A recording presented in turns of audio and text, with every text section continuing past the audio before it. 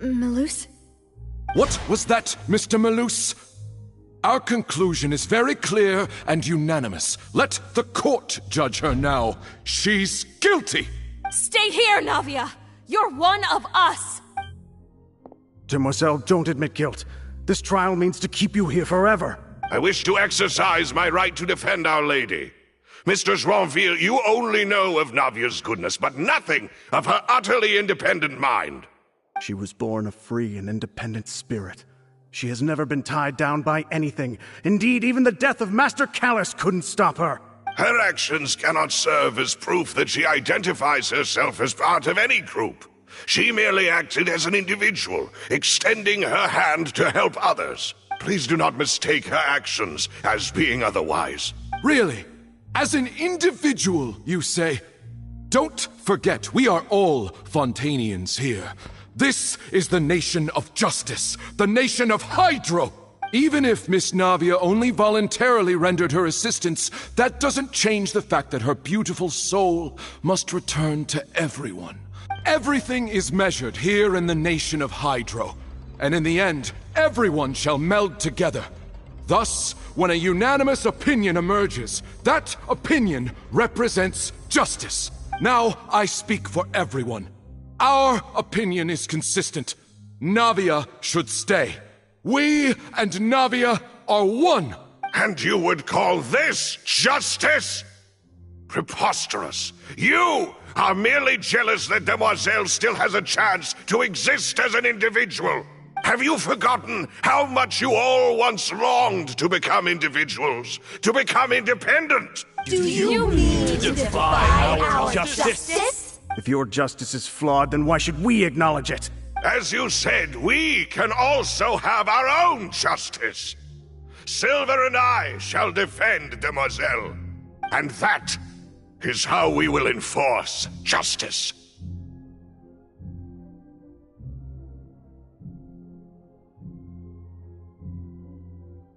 Ugh, my head... It hurts. Demoiselle! Silver, it hurts. My head is spinning. I remember now. Everything that seemed odd from the very beginning. Karina, Desiree, Joyville, Jolien, Essen, and Mr. Giverny and Mrs. Burnett, who we met earlier. Even Malus and Silver. I don't want to admit it, but they're all dead. Don't be afraid, and don't admit guilt. We will protect you to the very end. Absurd! Who are you to say that she cannot be judged?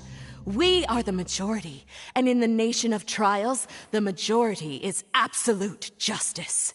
We are the will of all. Don't let them escape! We shall keep Navia here with us! Mr. Malus and Mr. Silver, must you be so stubborn? How could the two of you possibly hope to stand against the collective? Do not resist. This judgment is fair and just. Navia belongs to us. After all that happened, she should not be left alone in Poisson. What are you saying? No more excuses! She says we're jealous. Jealous? How could she possibly be an independent individual? What's with these people? Who's jealous of her? She belongs to us! Miss Navia, she... Silence! That's...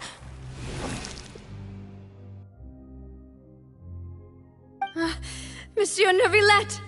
Such commotion is prohibited in the court. The accusations you just presented are nonsense and cannot constitute a proper trial. The court will adjourn for the rest of the day. In this, I shall hear no objections from any unauthorized party. Our thanks, Monsieur Neuvillette. Please leave with me, Miss Navia, while there is still time. But... Go on now, Demoiselle. This is your only chance to leave this place. What, can't bear to leave us behind or something? Malus. My apologies. I couldn't resist making one little joke once I realized that this shall be our last goodbye. Malus. Silver. quickly! You must come now! Goodbye, demoiselle. Farewell.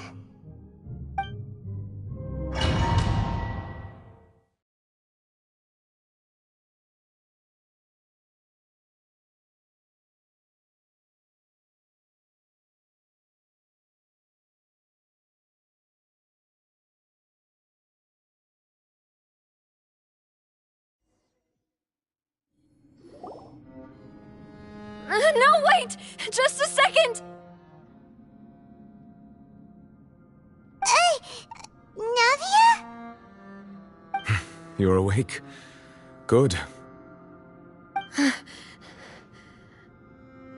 I must have been dreaming. Malus and Silver were still alive, and they were defending me at some insane trial. It looks like you're all right. Did all the sad feelings cause you to have a nightmare? The ruins you were exploring suffered a cave-in. When I arrived, I found you falling toward the water. You were just about to be dissolved within, but I... What is it? I think I saw 2 Oceanids protecting you. It was only for a moment, perhaps even a fraction of a second, but they gave me the chance to retrieve you.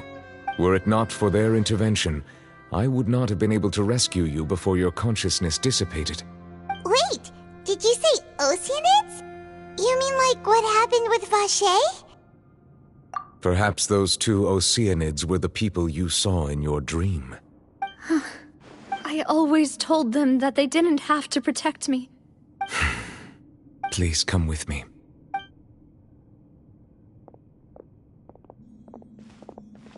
Neverlet, are you okay? Oh, I am quite all right. Perhaps there's something we could chat about? Why do you look so stiff all of a sudden? Oh, Paimon knows. You're the type who feels awkward when there's nothing to talk about, right? I merely thought that we should give Navia some time to herself. Huh? Why didn't you just say so then? Don't you think it's even more awkward to call us over like this and then have nothing to... I suppose so. Ah, Sigewinne. I hope all is well with her these days. Her work in the Fortress of Meropide has not been too much for her, has it? No way, don't worry. I see. Well, that is good. I have always worried that Sigewinne would need a lot of time to understand the world of humanity, just as I have. Oh, and the Duke also says hi! Even though Sigewinne made him do that. Thank you. I have indeed been busy lately, and He still doesn't know what to talk about. Let's chat about something else then. So, Neverlet, you're probably quite the swimmer, huh? Yes, of course. This isn't going anywhere. Yes, in fact. I had arranged to meet you in Poisson, but when I arrived, I discovered that the Fatui were helping the residents evacuate. Amid my astonishment, I ran into the nave, and we had a chat. Yeah, we originally planned to meet up with you, but we thought you might still be busy with all those official documents.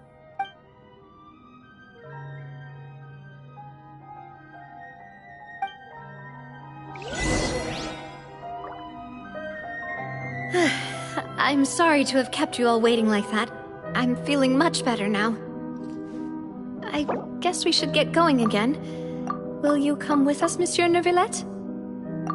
Yes, if you wouldn't mind my company. All right! Another one joins the party! Let's get going then!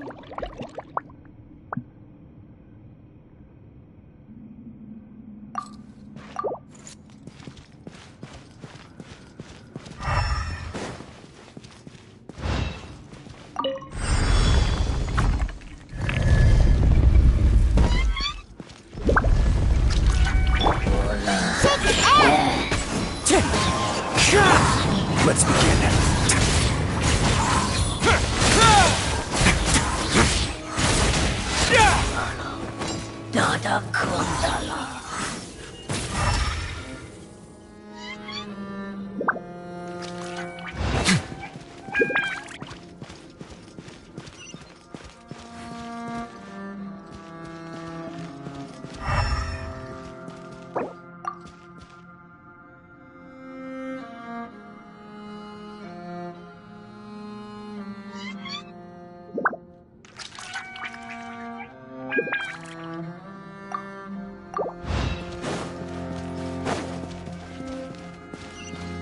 Oh no, another unstable path. Watch your step.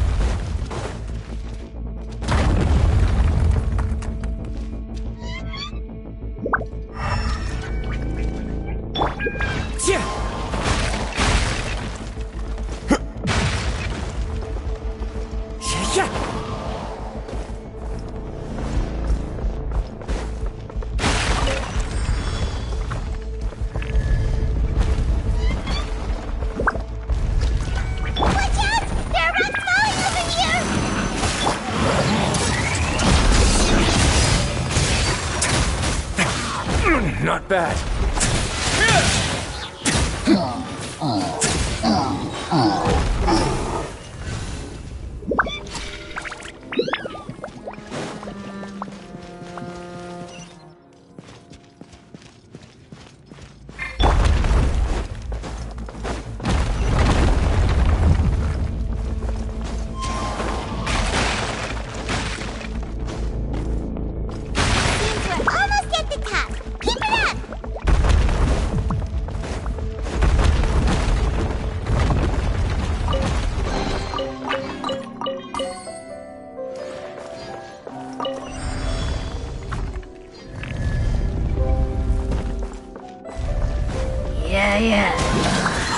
Clouds high. The birds call. Busted. Diana special. It's going to get a little chilly.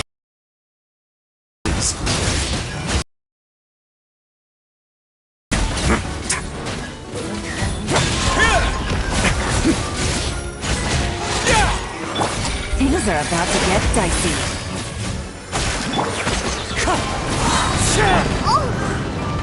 Shake it up. Stay cool and face your gift. Let's begin.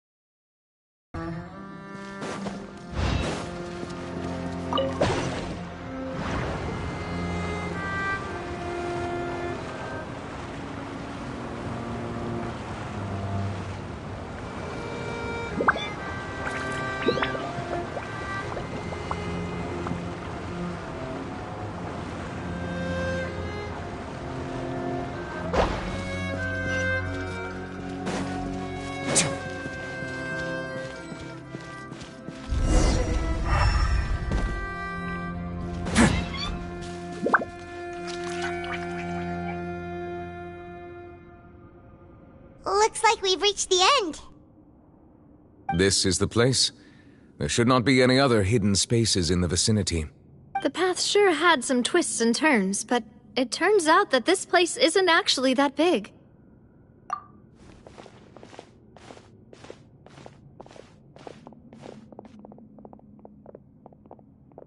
Stone slates. It seems like they were put here as an offering. Could we take them down and have a look? Perhaps we should just leave them be for now. There are 4 locations in total, but only 3 stone slates. The slate that should be in the first empty spot is missing. The surrounding walls also show signs of damage. There's something written below. Let Paimon see. Reason dictates that this nation be destroyed. I shall record the history of its future here in its past. Say what? It feels like someone left these slates and these words here for a purpose. But does he mean that Fontaine should be destroyed?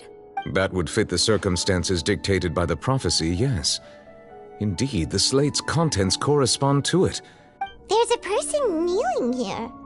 She seems so dedicated. And there's a whole bunch of other people behind her doing the same. She's facing this, What is this? Some kind of island in the sky? And is that Lady Farina in the third image?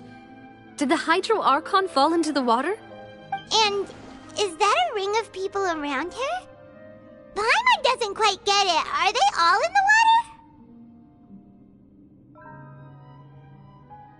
water? The fourth image. I know this one. This exactly matches the content of the prophecy. The people will all be dissolved into the waters, and only the Hydro Archon will remain, weeping on her throne.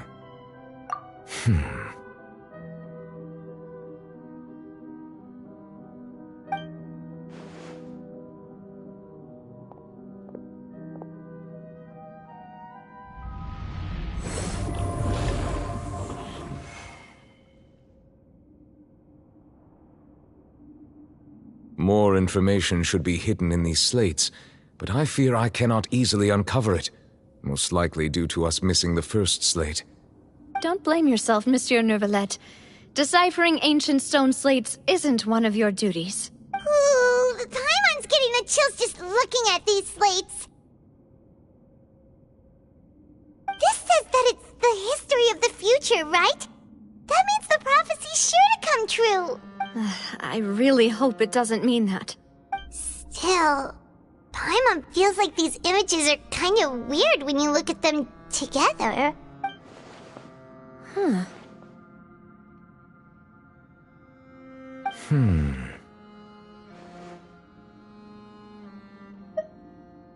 That's right! If the images are in chronological order, shouldn't the fourth, the waters drowning fontaine, come before the third, where the Hydro Archon herself falls into the water? And yet the order is reversed here.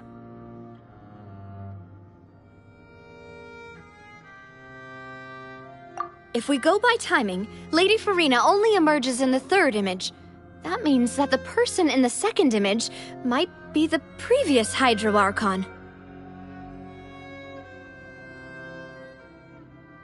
Egeria, then. I had never met her, but her appearance here does match the records. The previous Archon kneeling before the floating island in the skies, as if confessing a sin. Did she herself commit that sin? And if not, why would she be in such a posture? Also, I'm still wondering why these ancient stone slates are here at all. Judging from their contents, could this place be the origin of the prophecy? Does that mean that someone, or some people, once saw these slates? But who would have created these slates and left these words here? It seems that any further clues will have to come from Farina. In that case, there's no time to lose. There's nothing else to be gained here, so let's head back first. Yeah, we better get somewhere safe for now.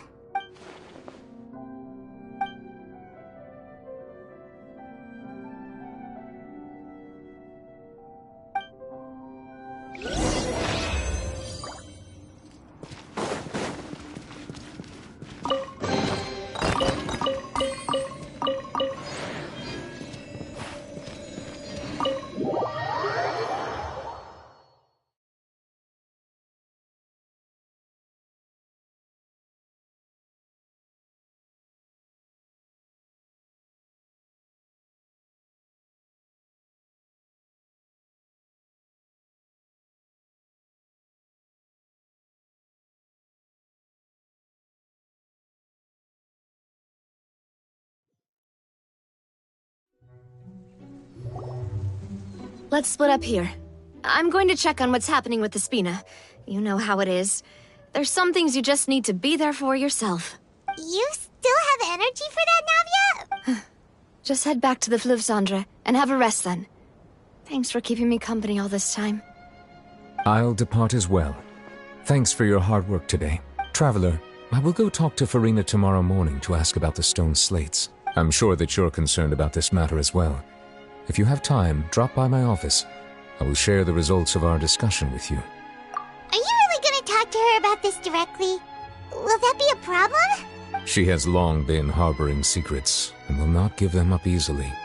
which makes it all the more my duty to ensure that she understands the present situation. Alright, we'll leave it in your hands then. You're probably the best person to talk to her anyway. I will be carefully considering my words tonight.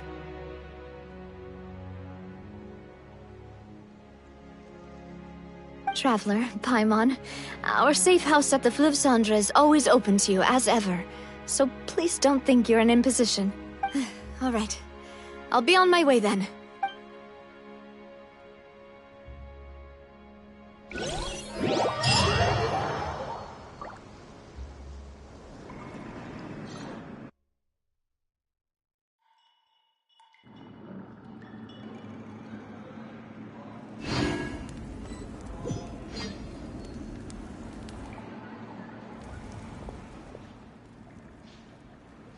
Welcome back. We've got a special menu prepared for you two tonight. Yay! And there's good food too! Ooh. Paimon's already starting to forget what happened today. Oh, that voice. Is that who I think it is? Huh?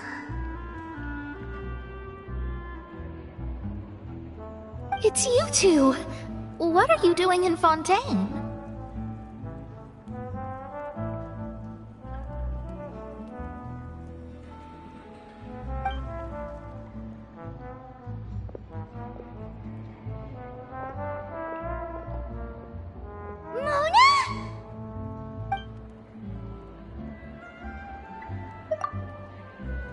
Seriously, nobody just uses a scry glass whenever they've got time to just see who they'll meet on the road.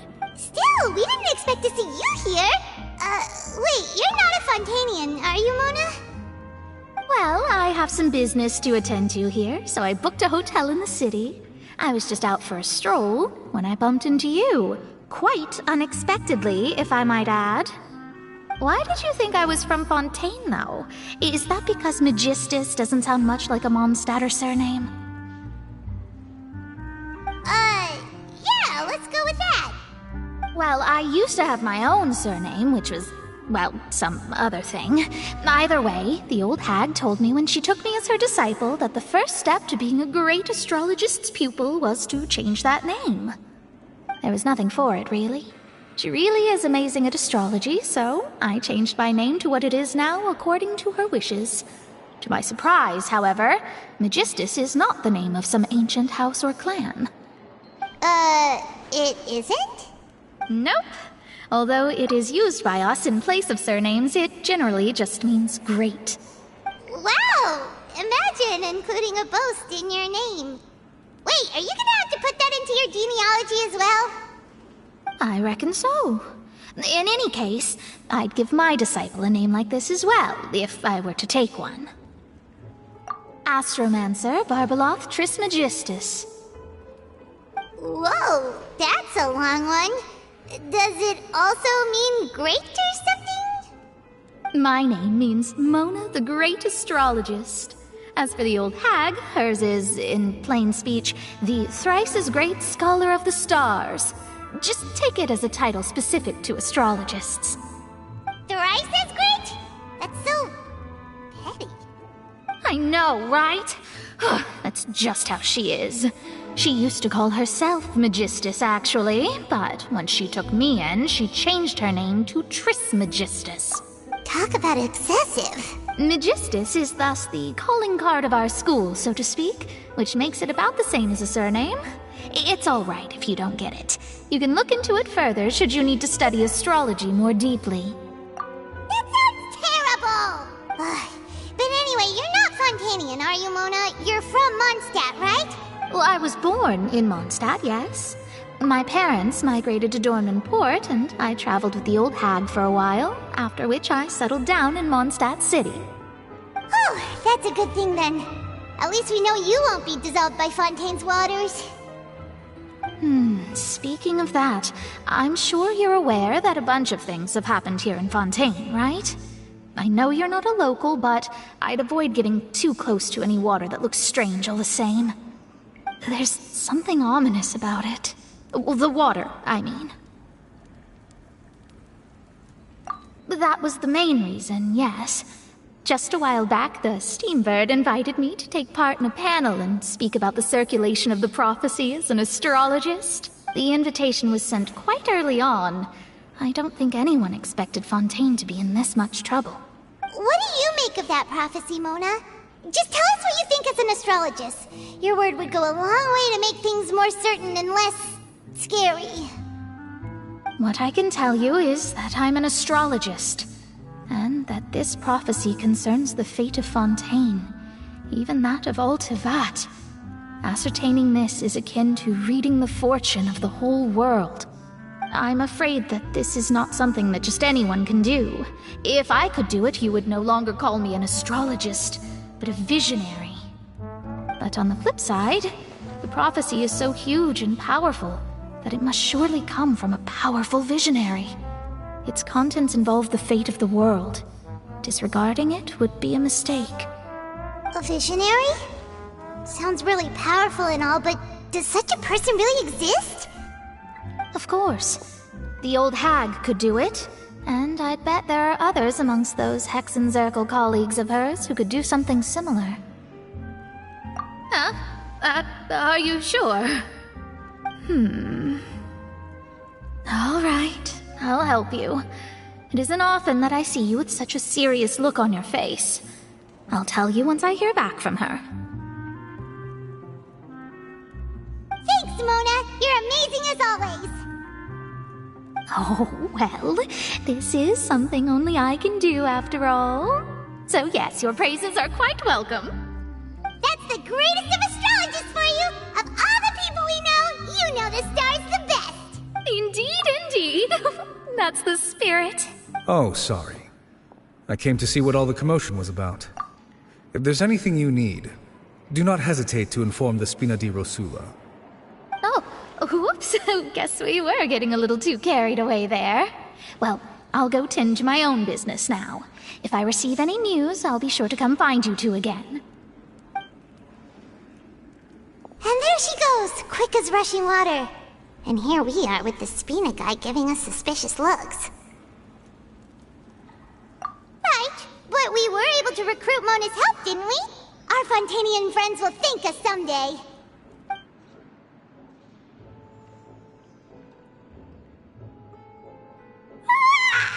Good morning. To be honest, I'm still feeling kind of sleepy. But it's time to get up, Traveler. We agreed to go see Neuvillette, so let's pack it up and get going.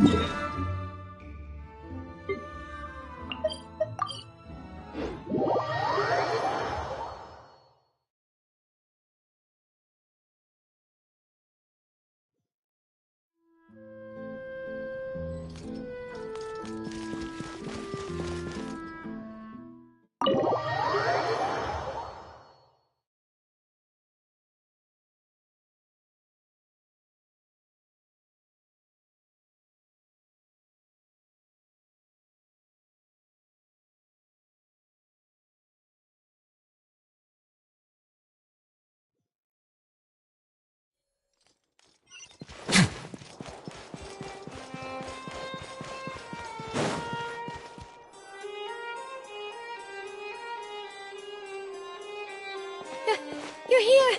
Finally! Is something wrong? Monsieur Neuvillette and Lady Farina, they seem to have gotten into a dispute. Please go see for yourself.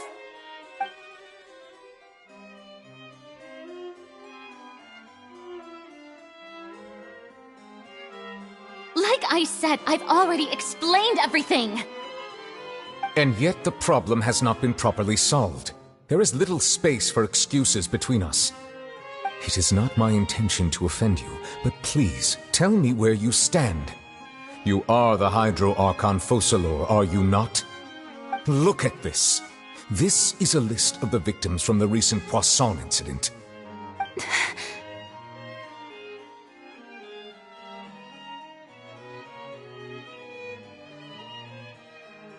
You mean... they're all... We did not arrive in time to avert this disaster. and I will not have it happen again. I will say this once more. You must tell me everything you know. Yesterday, I found 3 stone slates in some ancient ruins near Poisson. Do you know anything about those? Seriously? You're questioning me like this is a court case now. I don't know anything about that. But you found them in some ancient ruins, you say? That's correct, which is why I came to ask you some questions. There should have been 4 slates, but one of them was missing. The other 3 feature different images that seem to correlate to the prophecy. The prophecy? The second of these slates depicts the previous Hydro Archon Egeria kneeling before a floating island in the sky, as if confessing something. Do you know nothing of this either? I don't. I've never seen such slates. I'll ask you again. Do you really have no information regarding the previous Archon? My deciphering of the slates indicates that the Hydro Archon Egeria once had to confess to, or apologize for, a certain sin. If anyone would know about it, it should be you. All gods don't have the same secrets, you know. She was herself and I'm me. Is it really so strange that I know nothing? I understand your concerns, but I'm sorry. I just don't have anything to tell you. Forgive me for saying this now, Lady Farina, but I have long known of your various secret investigations into certain matters. There are several indications that you have been investigating the prophecy on the sly. This is not strange in itself, considering that you are the Hydro Archon. But it is strange that you should also claim to not know any of Egeria's secrets, as well as do nothing following your inquiries. You have never been as superficial as you have presented yourself to be, nor are you a fool. And yet, your behavior is very inconsistent.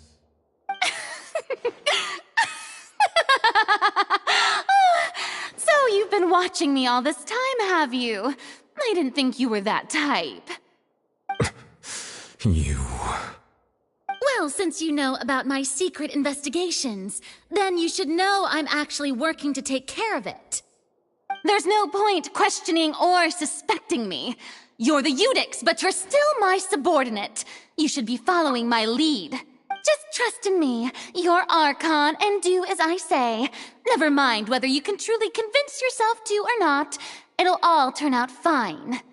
That's all I have to say. We do not discuss this matter again. Oh, the opera's about to start. Toodles!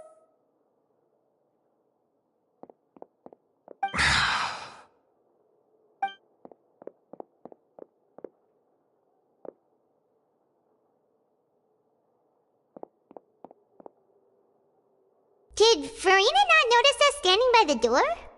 Wonder what's up with her. She was smiling. Huh. She didn't seem in the mood to care if we were listening in or not.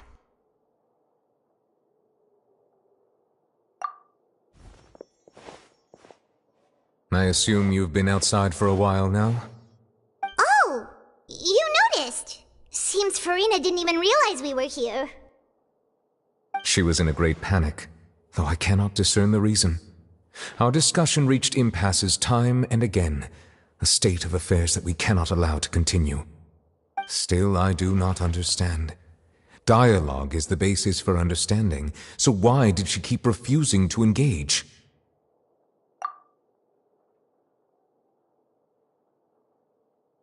Everyone in her inner circle has noticed that she is hiding some secret. The issue is her attitude. I fear that she will not reveal anything unless absolutely forced to. We may have to create a situation in which she will have no choice but to speak. Oh? Normally, people will only reveal the truth when standing trial. Perhaps we must have the Hydro Archon experience just such a scenario. But Farina's seen so many trials, and she's really good at dodging questions. How do we make sure that she won't just slip away at the first chance she gets? We will need to consider this thoroughly, join forces with various parties, and then do what we can. If at all possible, I would prefer to recuse myself from this affair, but we must prevent the prophecy from coming to pass. This may be cruel to her, but all Fontaine is in crisis. The information a god possesses is too precious, and so we must take a chance on this. But who will lend us their aid to do such a thing?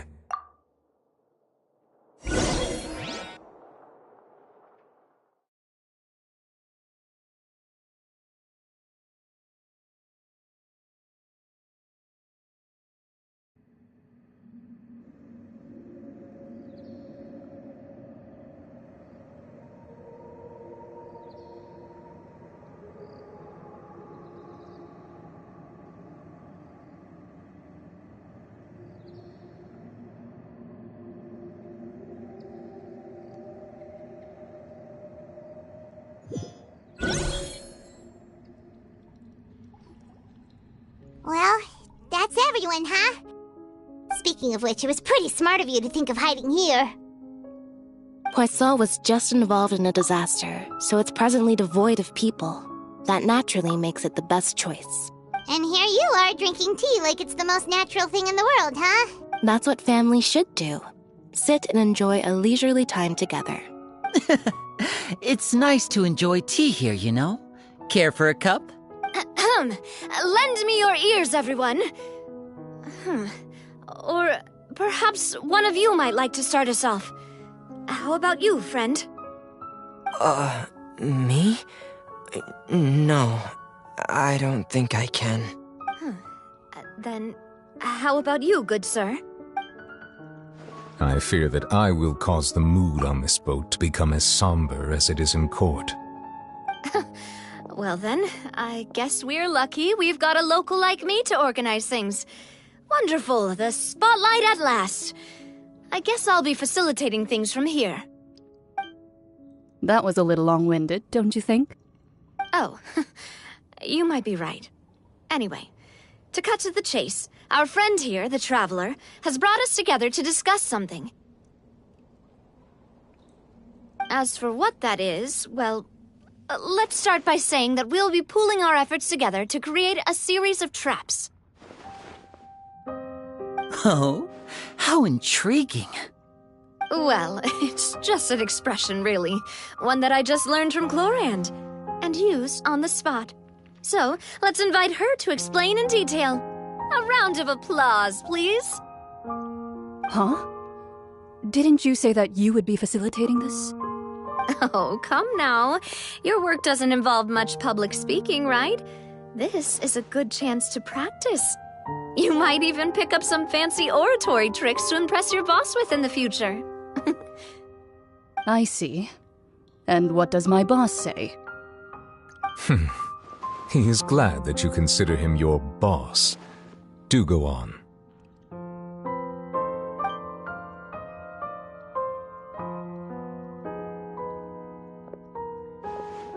In that case, do any of you have experience hunting? Not that I recall. Fremine and I once used a wooden stick in a basket to catch wild rabbits when we were younger. As for Lynette, oh, right. You were sick that day, weren't you? I've also gone diving to catch some fish before. Does that count? I'm afraid not. You may or may not have heard, but Fontaine once played host to a group known as the Marechaussee Hunters. Though that was their name, they did not hunt animals, but rather various monsters left behind by the ancient dynasty of King Remus. Today, Fontaine's monster population has already thinned greatly, so the hunters have blended back into society, taking up arms in other lines of work. They even left a unique methodology of hunting in their wake. A trap comprises of the following components: bait, a trigger, and a containment device. Sometimes a lethal implement will also be necessary to deal with the prey. So, if we were to build a trap together, right now, what would you choose to build it with? For me, I would prefer something basket-shaped. Pigeons and rabbits will see the bait and naturally enter the snare. Our line of work requires a deft hand, and we're some of the best in the industry, so you can count on our techniques. You used some of those techniques while moving the people of Poisson, didn't you? My subordinates mentioned that you even performed some magic for the bawling children. Yes, and I even managed to gather some intelligence in the meantime. I'm quite the multitasker if I do say so myself. I'm afraid I can't claim that as my strong suit. I prefer more stable methods, like placing bait in the water and waiting for the fish to come within reach. That's the kind of method I would count on. Calm and steady. Exactly the kind of person who would catch loads of fish. And I can be their assistant. With discretion, I'm sure. I'd probably use some sort of mechanical animal. Papa once bought me some small clockwork squirrels, mice, and such. When placed in the forest, they can attract others of their kind. I remember that you liked those too, didn't you? I did. And that would be a good way to go about it. If they're realistic enough, animals of the same kind will follow them all the way to the trap. What about you, Monsieur Neuvillette? I fear I do not have any related experience. That makes sense. You usually solve problems directly, without the use of any such tricks. But I do have one more question for you, Monsieur. If we were to create a trap now, how would you design it? I would like for it to be effective, but bring no harm to the prey. A more gentle trap would be ideal. Kind, as always. However, our intention doesn't necessarily change the containment device and the type of implement we need. If we wanted to kill the prey in one strike, we would need a powerful implement. However, that also goes for prey that must be captured and safely contained. Wait, why's that? Only a hunter who's a true expert at subduing their prey can snare it without harming it. The line that divides life and death is often exceedingly thin. So are we going hunting together? We hadn't thought of seeing ourselves as hunters. It kinda works, but maybe it's still not the best metaphor. If our means of capturing and dealing with our prey is to put them on trial, then the hunting metaphor is actually quite accurate. But we shall require much more courage than any hunter to judge a god, a being whose seat is an exalted throne. Oh, so that's what's going on.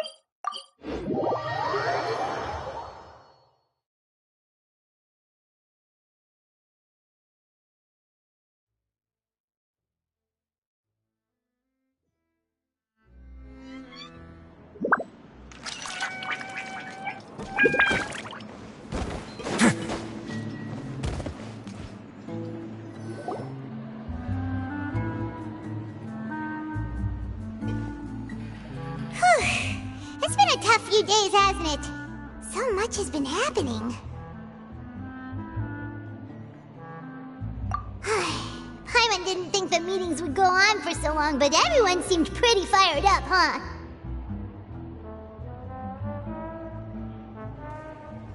Paimon thought they'd be at least a little frightened. Well, Fremine was, now that Paimon thinks about it, but everyone else just looked a little surprised. Well, it's hard to say. Paimon doesn't have any experience with this sort of thing. After all, you're the most reliable person in the world, aren't you? Did you just pour some tea? Paimon didn't notice you doing that at all. Then what's that? Paimon's never seen that cup before. Don't be frightened. I'm just joining you two for tea. I merely refrained from saying anything till now.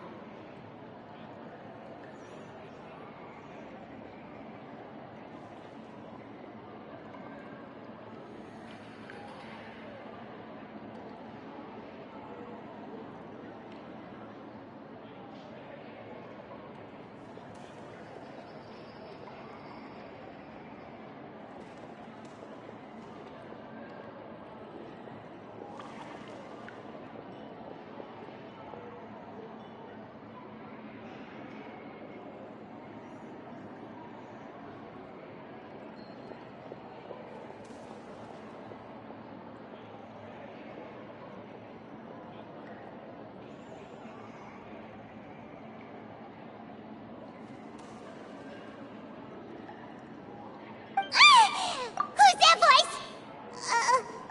But there's no one here! Aw, have you forgotten me already? Wait, you are familiar. You're the voice we heard from the sky in Sumeru. The voice from the sky, I fear that description is wrong. Though, not completely wrong. You're feeling lost now, just as you were feeling previously. I sensed that confusion and thus came to you. Guiding people is an irresistible hobby of mine, after all.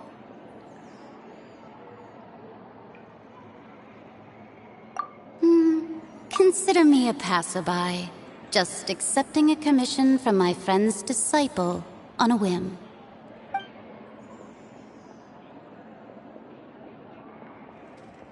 The prophecy. Yes, what has been prophesied will be fulfilled. You may view such things as the history of the future. What? Then is there any way we can stop it? I believe you have witnessed a failed attempt with your own eyes.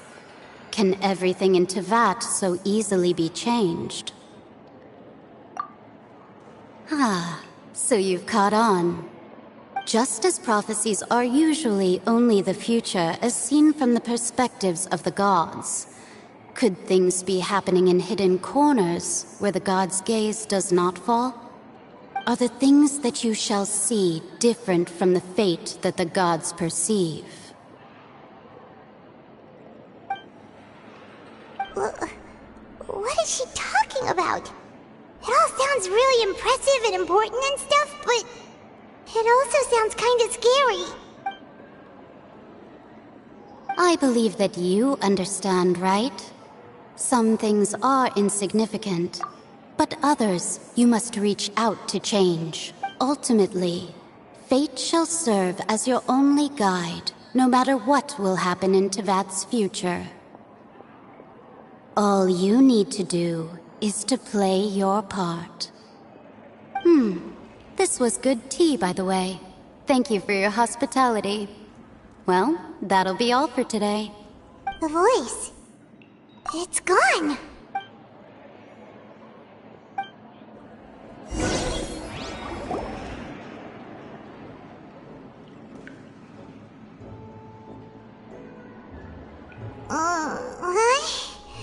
I want to hear someone talking. All right, coming. Hey, it's you who's getting lazy, okay? Well, I see I've walked in on some lively banter. Luna! Fine, just fine. I went to take part in that Steambird panel. It turned out to be more interesting than I expected. Not all Fontainians are pessimistic about this. One journalist mentioned that sitting around and waiting for the end to come would be wrong, and that they should make their own rescue preparations. I agreed, so we had a brief chat with her. Did she have pink hair by any chance? Why, yes! It was Charlotte. You remember her, right? That daredevil journalist? I'm in full support of her view. Prophecies are very important, but how can people allow their lives to be commandeered by just a few words? That's right! Paimon's glad to hear something sensible for once. Ah, yes. About what we had discussed before. I did try, but I'm afraid I couldn't reach the old hag. I'll try again tonight, but I wouldn't get your hopes up. Huh? Goodness gracious. Are you serious? She said that even the god's gaze has blind spots. Pretty bold if you ask Paimon. Most people would believe the gods to be all-knowing, right? The Hexen Circle members are certainly anything but ordinary. As for the mage named N, the old hag has mentioned her a few times. She said that N's sense of direction is incredible, and that she loves guiding those who are lost. But I've never met her, and if she were still alive, she'd be... Well, suffice it to say that the hag's at least a few hundred now, and N's been around for longer than that. Whoa. The Hexen Circle sounds like a scary group. Their abilities alone are pretty terrifying. If she came to see you personally, then the problem you're facing must truly be of great importance. Well, it's not like Paimon could understand anything she said. Yes, she was quite cryptic, but I suspect she means that there is still a way to turn things around. Perhaps it is something that you cannot know right now.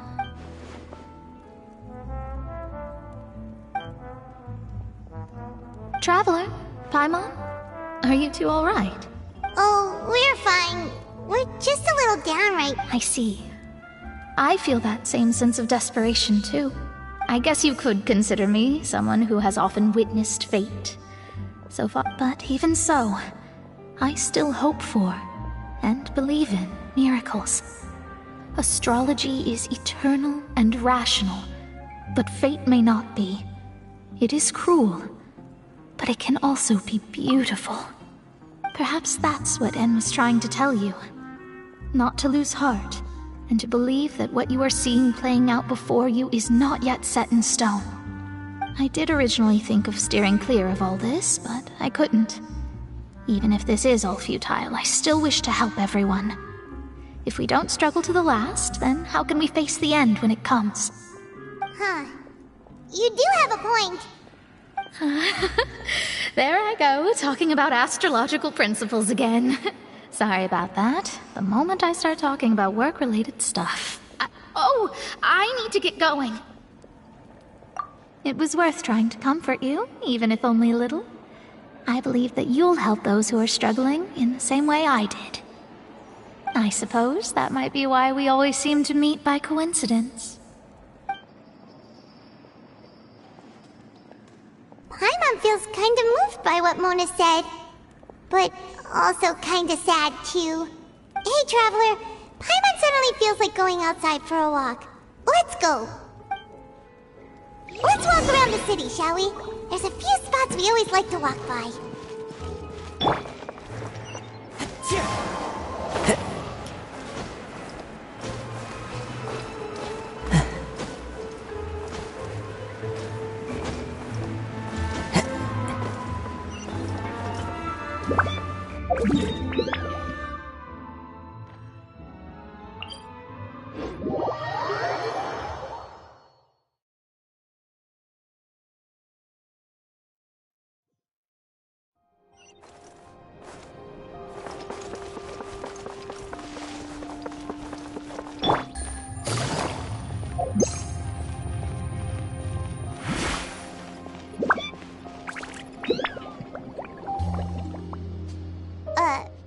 Huh? Our names are written in this newspaper. Let Paimon see! The underwater stronghold, the Fortress of Meripede, has continued in its noble autonomy, but that does not mean that others cannot interact with it. My recent attempts to enter the fortress bore little fruit. Huh. Guess Charlotte still hasn't given up on that. Thus, did an Outlander friend become the focus of this report, a blonde adventurer with their white fairy legends trailing in their wake. So while the fortress's interior remains a mystery behind closed doors, do not fear, for the tales of the traveler contain surprises in spades. Journalist Charlotte's biggest scoop yet. Huh. Charlotte took so many awesome photos of us and we never even noticed her. She hasn't been able to get a hold of anything at the fortress, so since we're easier to find, she's using us as the subject matter instead? Ugh, seriously? Well, those headlines and photos do look cool.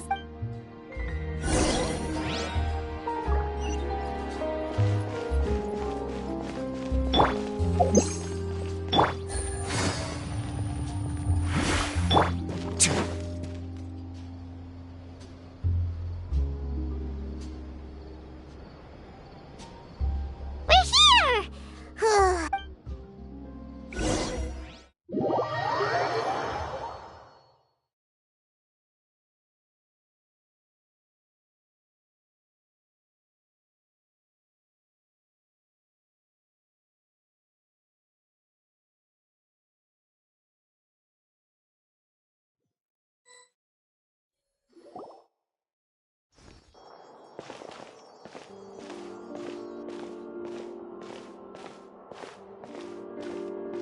Hey, quick!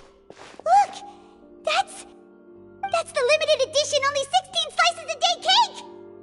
It was so delicious the last time we tried it! Despite the tense situation we were in, let's give it another go. I'm sure it'll be great! 1 slice of cake, please. Someone showed up after all! Oh, wait, you're the one from the Palais Mermonia. Oh, are you here to buy cake too? It seems Monsieur Nervalette was right. Wait, did he really say something like that? That's right. Even he has his own preferences when it comes to food. Do you come here often? Usually every day. Every day? It's part of my daily schedule, apart from work. Then what if someone told you one day that this place would be closing soon, and you wouldn't get to eat cake here anymore? But why would it close? Well, Paimon doesn't know either, but maybe... Oh, the prophecy. To be honest, I haven't paid much attention to that. No, still, even if there'd be no more cake tomorrow, that wouldn't keep me from having some today. No, it's the same for eating in general. You might not be able to eat tomorrow, but if you can do so today, then you should carry on. That's what people call living, you know. Huh. Don't be sad. Excuse me, could I have 2 more slices of cake to go? These 2 slices are for you. Sijuin said that this kind of expression you're making is what humans call being sad. Oh, you know Sijuin? I sure do. She was born before me, and she sometimes comes to the surface to teach us things about humans. She said that humans are creatures that are saddened easily, yes, and you can only lift their spirits by feeding them delicious food. So I've got something else to do, so I'll be going now. You two try to stay in a good mood after eating, all right? Bye.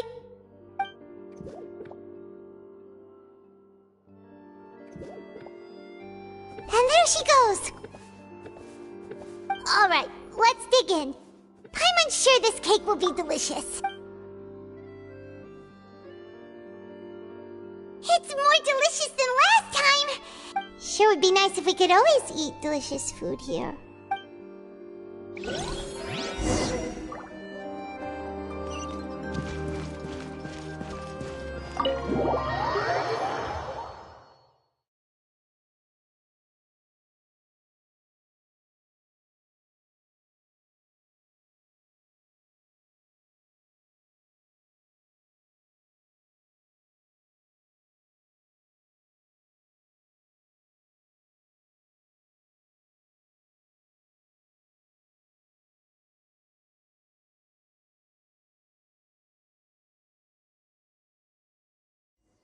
Oh, we're near the Seabird office. Let's go look for Charlotte and have a chat.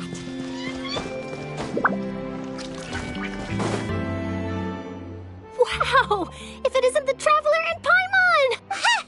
You've got some nerve! You just used us to make some quick mora! Oh, you needn't worry about that. I heard that you were in Poisson some time back, so I sent you a letter to discuss just that. It's all right, though.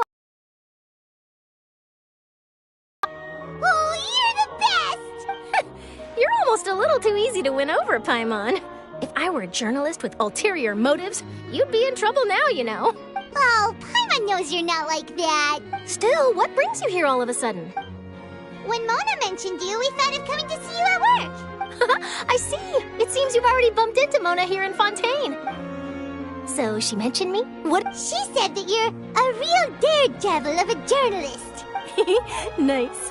In which case, can this daredevil journalist dare to request an exclusive interview with the legendary traveler in Paimon? Huh? So your article in the paper today doesn't count? Oh, of course it doesn't. That was more like live photography. What I'd like to do is dive deeper and ask you to talk about the things you've seen and experienced. Yeah, are we even... Why not? If I say you're worth an interview, then you're worth it. But not right now, of course. I'll need a few days to prepare. Oh, in that case, we'll just chat when you have the time then? Oh, so that's a yes? Ooh, splendid! I'll tell the editor-in-chief immediately. I'll have to apply for lighting, a venue, some props, and... Whew, so much to get done now. Talk to you later. Wait, Charlotte, Paimon's still got a question for you. And what's that? If, just for example, Fontaine were to be flooded tomorrow, what would you do today? Huh, that's the prophecy you're talking about, isn't it? I mean, I do hear about it often, but if you're seriously asking, then I might try and think of a way to leave Fontaine. Oh, but I'm still a journalist first and foremost. That means I have a duty to be reporting from the scene. From what I've seen, most people don't know what they'd do should the worst come to pass. In truth, it might be better just to behave like normal rather than worry over such an end. So in all likelihood, I'd probably still be prepping at the office for that interview of ours. I know what you're thinking. That sounds a bit sad, but I've always believed that it's best to do what you enjoy. Just think about it. If this nation really were to be suddenly destroyed tomorrow, but I still successfully finish an exclusive interview with a truly unique person, then the story I would wind up writing would truly be timeless. And then do you know what I'd do? Well, I'd write that story, send it for printing, and use messenger pigeons to get copies out to the various nations as soon as possible. I'm not a dreamer, nor am I a workaholic, but I do love my job, and I'd be proud of leaving such an article behind. But anyway, that's my answer. And on that note, I'll get back to my preparations. That's so nice. All of a sudden, Paimon actually kinda envies her. Anyway, let's go and take a look at the sea, shall we?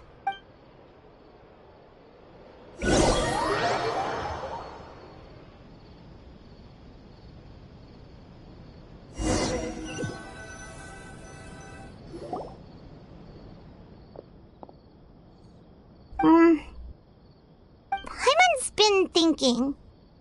If it wasn't Fontaine, but all of Tevat that would be destroyed tomorrow, where would we go and what would we do? No, Paimon should ask, if you could choose, what would you like to do?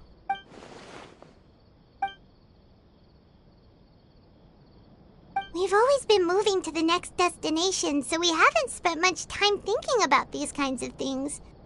We didn't have to either, with us always being on the road and whatnot. You mean, still traveling? Huh. Wait, isn't that what we've always been doing?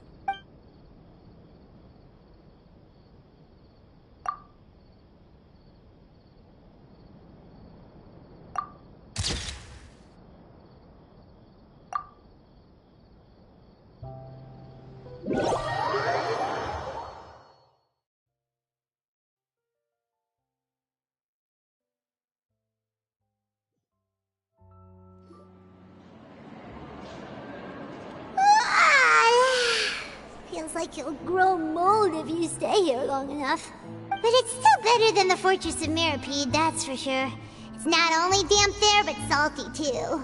Ah, so the two of you are still here. Oh, you're from the Palais Mermonia, aren't you? Yes, I'm Isadora. Monsieur Nervillet sent me to look for you two before. I heard that afterward you went to the Fortress of Meropide. Not at all. I'm well aware that you're friends of his. Actually, I'm here to pass along a message from him. Yes, inside the Opera House. The Maréchaussée Phantom has declared the incident a small-scale riot. A riot? Well, that said, I don't personally think it was that serious.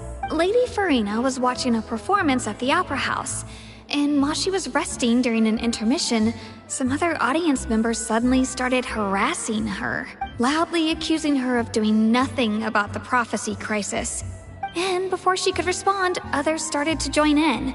The crowd continued to grow, and protests against the Hydro Archon started to break out. So people have started to put the blame on Farina.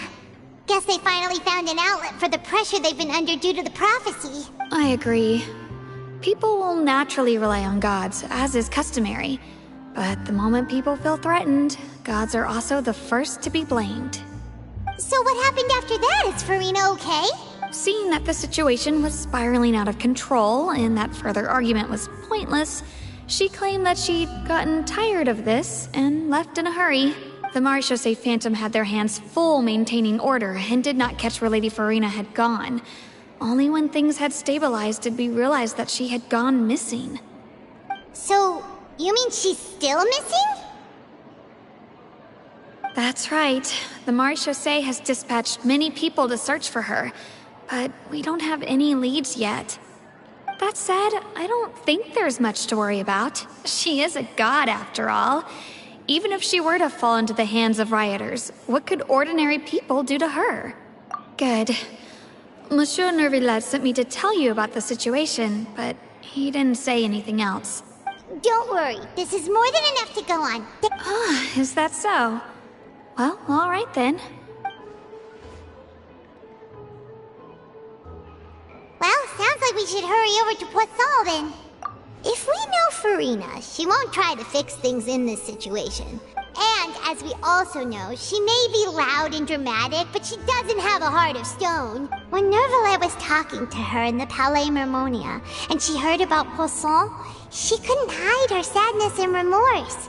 It would be hard for her to ignore being accused by the public today. Paimon thinks Farina's probably taken the opportunity to slip away to Poisson and try to relieve the sense of guilt that she's feeling. Huh. Well, what do you think? Paimon knows the answer, of course, but Paimon can do the analysis to back it up, too. In that case, there's not a moment to lose.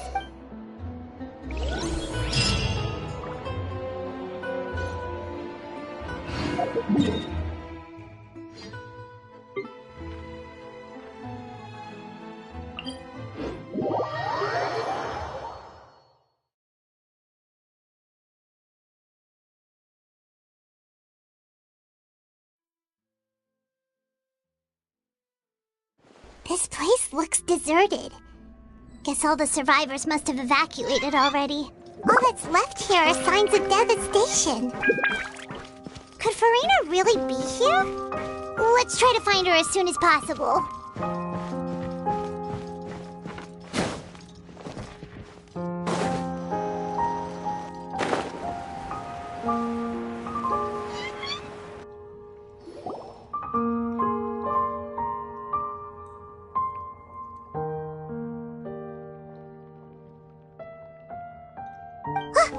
That's Farina, right over there. She really is here all on her own. Should I just give up? This is all meaningless. What was meant to happen did happen after all. Everyone's dead. I'm sorry. I am so sorry. Give up, Farina. There's no point in holding out. I'm sorry. But what can I even do other than to repeat meaningless apologies over and over? Who's that? Don't worry, Farina. It's just us. So it is you, blonde traveler from another land. Why, I almost thought you were someone from that mob of my ignorant subjects, come to kneel and beg for my forgiveness. Farina, you were crying just now, weren't you? The tear stains on your face are obvious. What do you mean, tear stains? Oh, I remember. The show at the Opera House earlier this morning was so moving. I'm still trying to process it. Who did that uncivilized rabble think they were, disturbing my enjoyment of the arts? They even dare to tout their archon! I must teach them a lesson. Oh, and I'm sure Nouvellette and those people from the Marche Sauce Phantom are freaking out right next to them, too. Of course not. Hey, there she is! The Hydro Archon's over there! Quick, after her! Farina, those people seem to be after you. They are? They're just some rabid fans who want to cut the line because they haven't been able to meet me in person, aren't they? That's against the rules. I can't let them get their way. Farina just ran off! Quick, we have to catch up with her!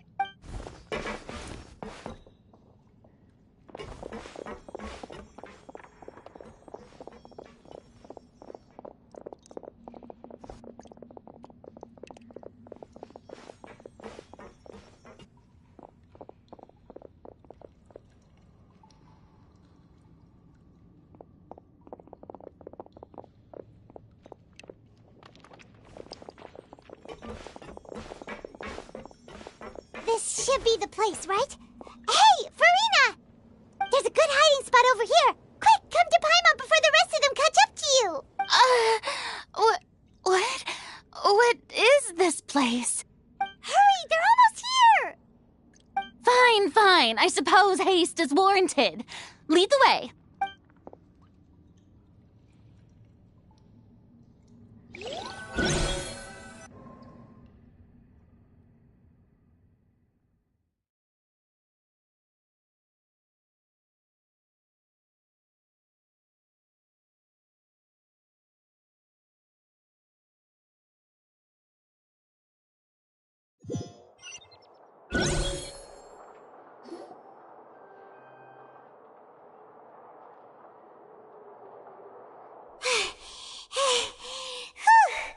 Paimon's exhausted.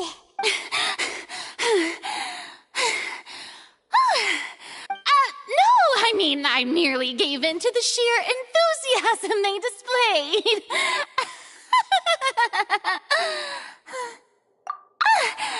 You're right. Yep, that's a good girl.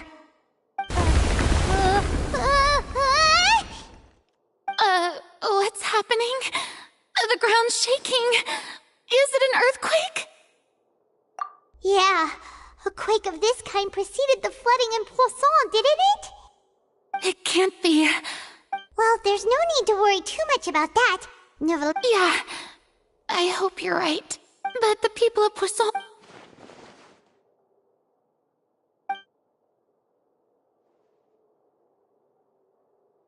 It's true. I've been investigating the prophecy for hundreds of years. I once had informants all over Tevat, searching for clues and feeding information back to me. I've tried all kinds of ways, too, to hold back the sea. Anything to keep the coastline from advancing. But all my efforts proved to be futile in the end. Really, the truth has been clear to me for a very long time. We cannot make an enemy of the divine. No matter what we do, the will of the heavenly principles will have its way. Give up. I do love the sound of that phrase. Indeed, I've thought about giving up so many times. Fate is really unreasonable, isn't it? It has no heart and obeys no rules. The prophecy has only just started to come true, and so many people have already lost their lives. But just now, it all became clear to me. I still don't have the right to come to terms with fate on behalf of everyone else. As long as the final moment hasn't come, it's still not too late. Don't worry. I will keep hope alive for everyone until the very end. Well, that's enough for now. I got the impulse to play the stricken maiden, but honestly, considering my rank and station, that wasn't a good fit at all. Don't take any of what I just said seriously. How could I possibly let Fontaine fall to the whims of trivial prophecy? Come on! Paimon could have sworn you were actually being honest just now.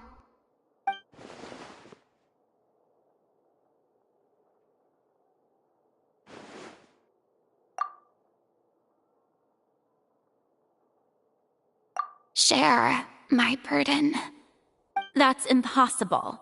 It was fated right from the start that this would be my duty alone.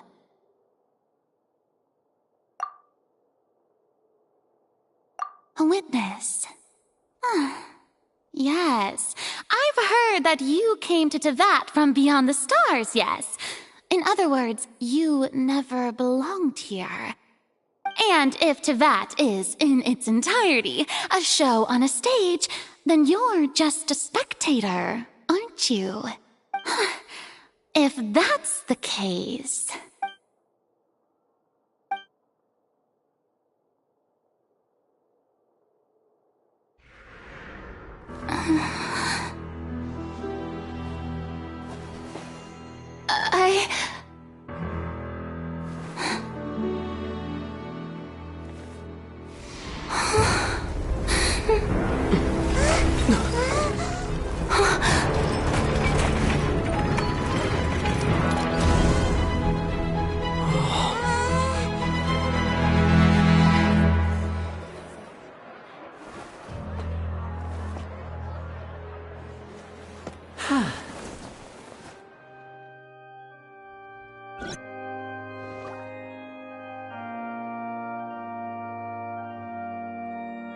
Ladies and gentlemen, this concludes my opening performance. Now, without further ado, we may proceed to the trial of our god. So this is what it is. Yes, you deserve praise for the effort you took to raise the dramatic stakes. Do not forget, however, that I am Focalor, the god of justice, the embodiment of justice itself. Does it not strike you as even the least bit absurd to bring the very concept of justice to trial? May I interpret these words as your refusal to stand trial? In that case, you will have the opportunity to defend your honor through a duel. You would draw your blade against a god?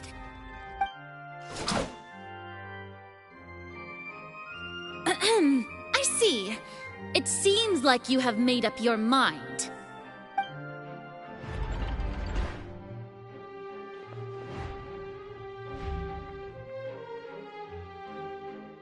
Paimon can't believe it. She just surrendered. What the heck is going on? Did I just see an archon surrender to a human? Wow, how utterly humiliating. Lady Farina, what is the meaning of this? Shh! It would seem that there has been a misunderstanding. To be clear, the raising of both hands is not always an indication of surrender. Looking for excuses again, huh? I raised my hands just now to indicate my acceptance of the trial. No duel shall be necessary. I will admit that I've been running away for a long time. I'm sorry, everyone. I was unable to protect the people of Poisson. It is my duty to stand trial for my crimes. You are not the only ones to be disappointed in me. I, too, am exceedingly disappointed in myself. But now, it is time for the Hydro Archon to show you her courage and resolve.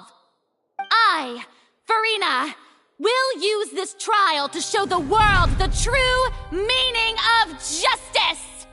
This time, I will protect you. Applause! applaud and rejoice. One of the most outrageous and fantastical arcs known to the opera epiclese is now unfolding before your eyes. Mark my words, this shall be one of the most exhilarating and brilliant shows ever to grace the stage of Fontaine. The trial of the Hydro-Archon, Focalor, will now begin! Woohoo! Oh, now we're making history! Why does it feel like Farina just took over the whole thing? Like, come on! Didn't she just get forced to stand trial for her crimes? Also, even though she's still acting super dramatic, she is taking this seriously this time, right? All right, then. Who will be my opponent in this trial? The court asks the prosecutor to please take the stand. Is that so? Very well. Then please speak, witness of Tivat, my accuser and fated opponent.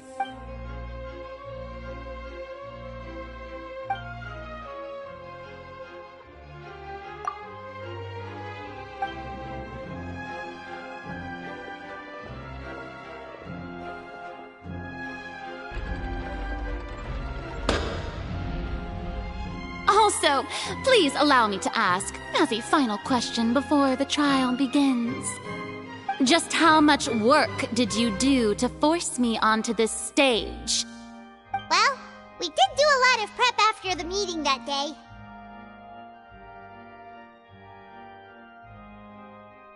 I can go over the tasks assigned to the Spina di Rosula, since they were rather straightforward and easy. Navia, the president of the Spina di Rosula. Most of the people who participated in the disturbance this morning were my subordinates. They changed into plain clothes and came to the Opera House as regular audience members, waiting for the perfect opportunity to incite insurrection against you.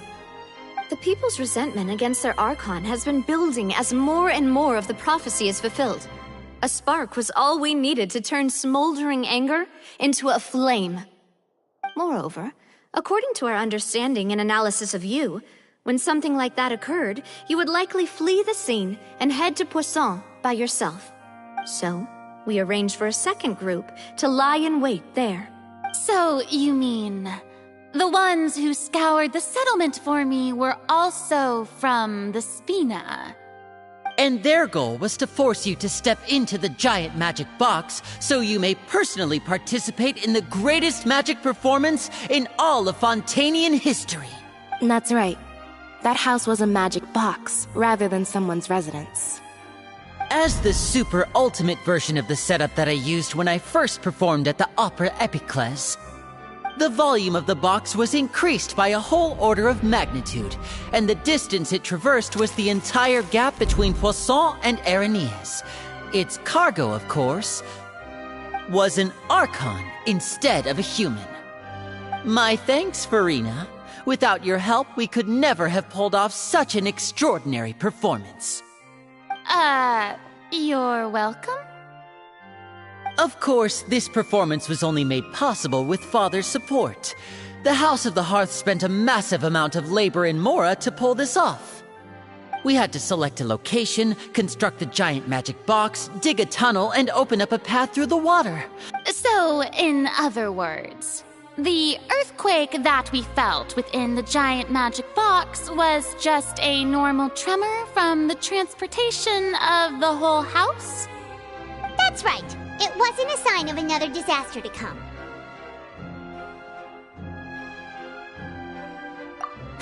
Then, I can guess Nervilette and Cloran's parts. You gathered a crowd, prepared a stage, and made sure that the champion duelist would be immediately ready for a fight. Also that as soon as I appeared on the stage, the trial may commence without a hitch. Am I right? Yes, that is correct. Well, Clorand, I must commend you for your courage. Only the most outstanding champion duelist in all of Fontaine would accept a duel with an Archon without flinching. Thank you. As for you, traveler, I suppose your role was to keep me distracted with conversation once you found me in Poisson. You'd make sure that I didn't notice anything amiss before revealing yourself as my prosecutor once we'd arrived onto the stage. Oh?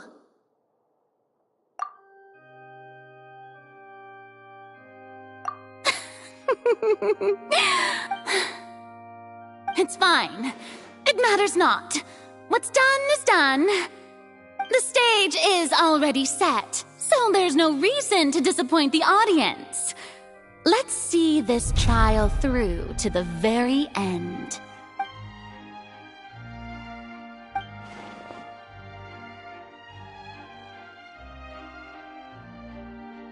Sir Prosecutor, please allow me to pass this along. This is a document that Miss Charlotte applied for and received permission to share with you during the trial. According to her, it should speed up the proceedings. Huh? Charlotte wanted to give us something? Oh, so she's here too! Hey, Charlotte! Oh, let Paimon see.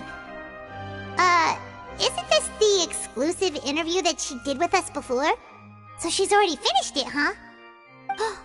Wait, then that means this document is a perfect timeline of everything that's happened ever since we stepped foot in Fontaine!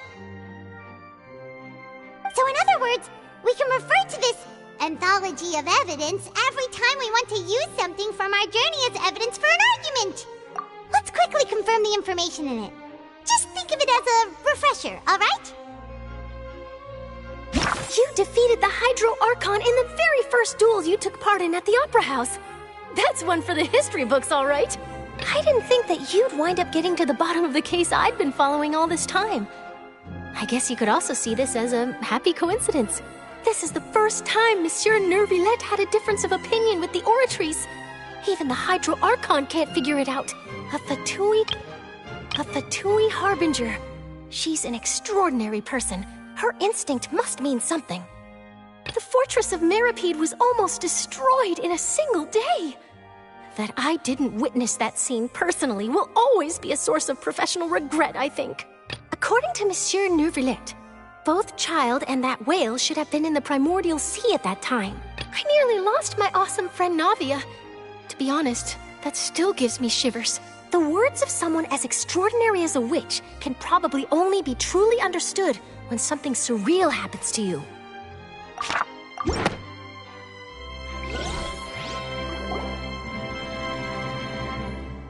The prosecution and the defense are both in position. The trial shall now begin. Oh, come on, Neuvillette. There's no need to repeat all the unimportant legalese. Just fast forward to the part where the prosecution lays out my offenses. As the defendant and the lead actress of this performance, I still haven't even been informed of my supposed guilt in all of this. Of course, it is only natural for humans to struggle to understand the actions of a god. However, you will need more than that to convict me of a crime. That's true, but my charge here is unrelated to your conduct as an Archon. Instead, I would like to charge you as a fraud who's never been the Archon in the first place. Wait, what was that? Lady Farina's a fraud? Hey, I came here thinking that we were going to try the Hydro Archon for forsaking her duty, but did I hear that right? She's not our Archon at all? Charge accepted. Lady Farina, do you plead guilty to the charge? Lady Farina. I plead not guilty. How can I be guilty? There is no way that I, Fauchelor, otherwise known as Farina de Fontaine, a member of the Seven and the Regina of all waters, kindreds, peoples, and laws of Fontaine, could be anything other than your true Archon. Yeah, even though Lady Farina can be rather eccentric, isn't it going too far to doubt her very identity? Yeah, I've never questioned her identity either. Sure, Lady Farina can be super irresponsible. I have cause to believe that common sense will prevail in this case. Many of the members of the audience have known me as the Hydro Archon ever since they were born. There would be no fooling their memory. See?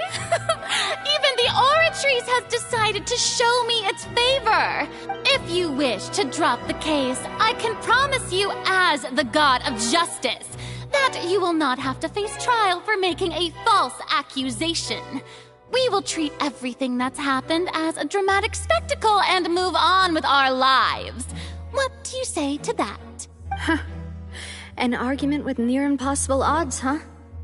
We have to not only refute Farina's claims, but also overturn the long-held beliefs of the people. Well, I tried to give you the chance to surrender. If you must persist, then let me ask. If you believe I'm not the Archon, then what manner of being do you think I am? And if I was not the Archon, then how did I manage to live for over 500 years?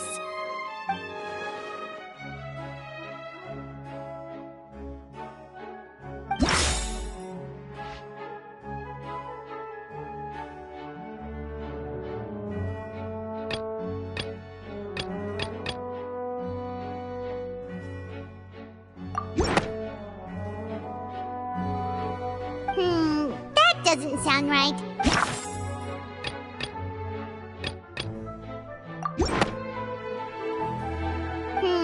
That doesn't sound right. Paimon doesn't think this clue can be used as compelling evidence to build our case.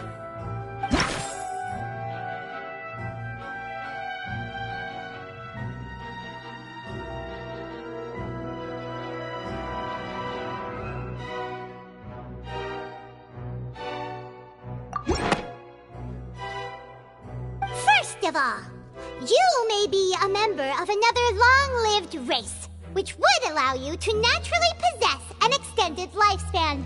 And second of all, even if that wasn't the case, there could be other ways to extend your life. Who gave you that idea? Was it the knave? You'd sink so low as to use a harbinger's words against me. A curse? I once thought it possible that the aura of an Archon might naturally resemble a type of curse. But in light of this claim, perhaps what I sensed was not your divinity, but a curse after all. You sensed it too, huh, Neverlet? Lady Farina is actually a human? Well, it is true that it's extremely difficult to tell humans and gods apart just by looking at them. It's not impossible.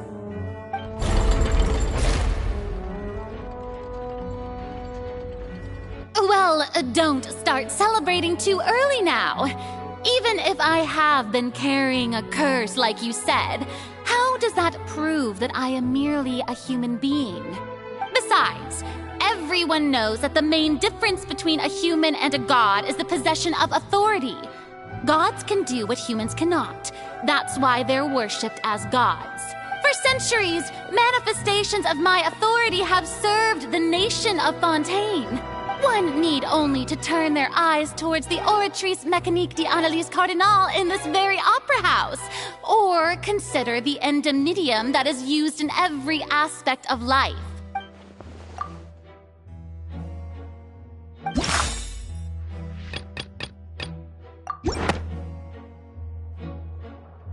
You tried to reference the Oratrice, but weren't you as confused as all the rest of us when the Oratrice declared Child to be guilty without any proof? Didn't I make myself clear at the time? The decisions of the gods are naturally difficult for humans to comprehend. Lady Farina, I believe a reminder of your current circumstances is in order. While the court is in session, the principles of justice and the law must come before all else. While you are an Archon, you are also first and foremost the defendant in this trial. You will prove yourself unable to defend against the prosecution's charges if you continue to withhold vital information against the rules of the court. I never thought you'd use that kind of rhetoric against me. That was no trick of rhetoric, Lady Farina. I've merely reiterated the rules of the court. So, you neither knew why Child was declared guilty, nor did you understand the structure and operations of the Oratrice.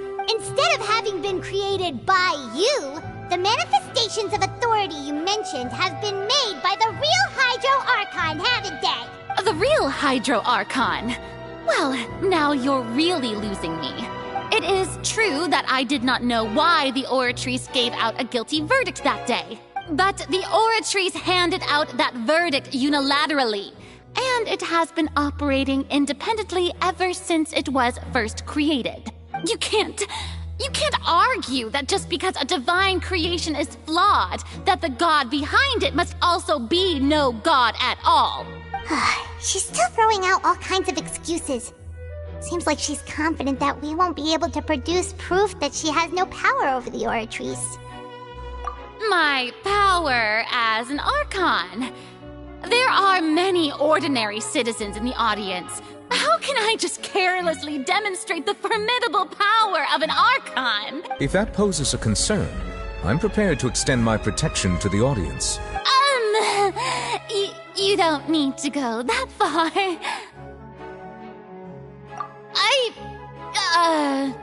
Aren't you the Hydro Archon? Or is it that you can't even wield the power of Hydro, much less the authority of a god?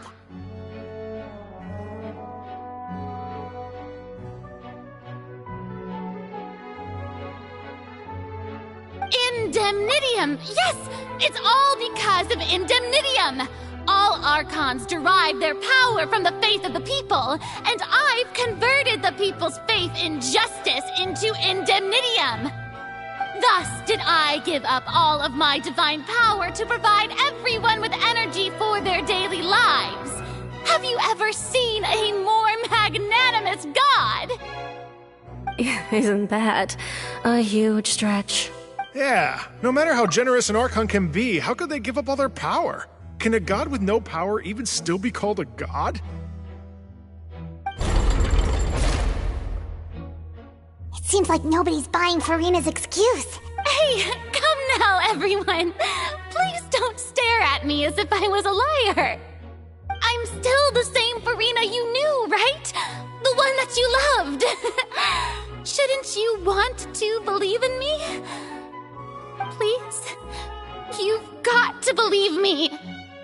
If what the prosecutor said is true, she really has committed a grave offense. Did she deceive all of us?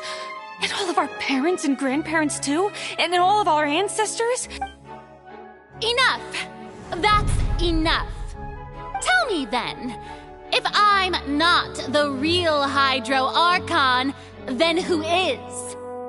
If you have no evidence of another Hydro Archon's existence, nor can you find anyone who can back up their claim to be such, then what grounds have you to say that I'm not actually the real deal? Wow, she came up with yet another argument.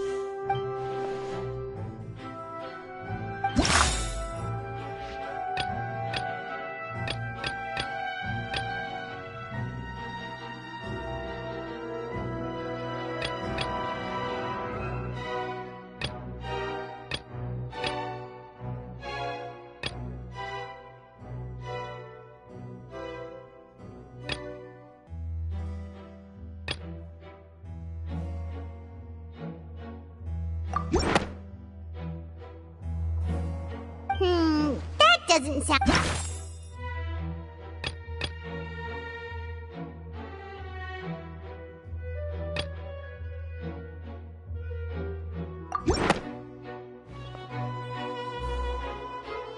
It is established that all Fontanians can dissolve in water from the primordial sea. And that means... Since you insist on claiming to be a god and not a human, then there's a method that you can use right here and now to eliminate all suspicions of you being the latter. Miss Navia, please apply to serve as a temporary attorney for the prosecution before addressing the court. Though you act in partnership with the prosecutor, you must still adhere to proper procedure. Super sorry, Monsieur Chief Justice. I swear this really will be the last time that I'll speak out of turn.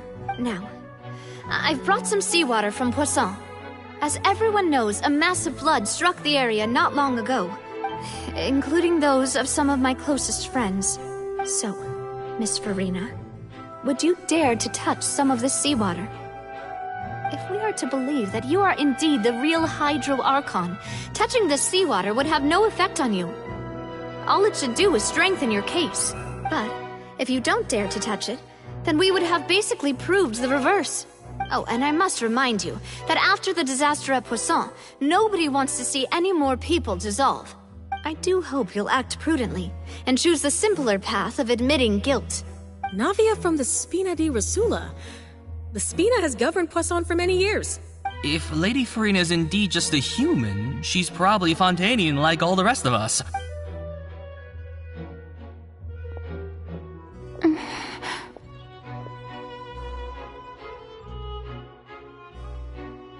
Lady Farina, this test has been unilaterally proposed by the prosecution. As it falls outside the realm of standard court proceedings, you possess the right to decline participation. Well, of course he had to tell her that. But refusing to participate is basically the same as a confession of guilt. She's just staring at the water without saying a single word. It really does seem like she's quite terrified of it. That could only mean... What's going on? Is she really planning to... that's not what we thought she would... Due to the inherent risk of the test, Lady Farina, you may...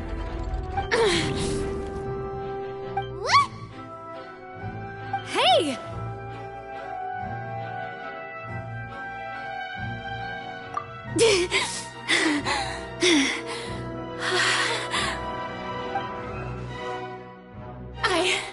I'm fine! Look at me, everyone! My hand is still here! I haven't been dissolved! Will you believe me now? I really am your Archon! I'm nothing like a normal human who would fall apart as soon as they touch this water! Really? Was this not the most obvious thing in the world? Miss Siegewien?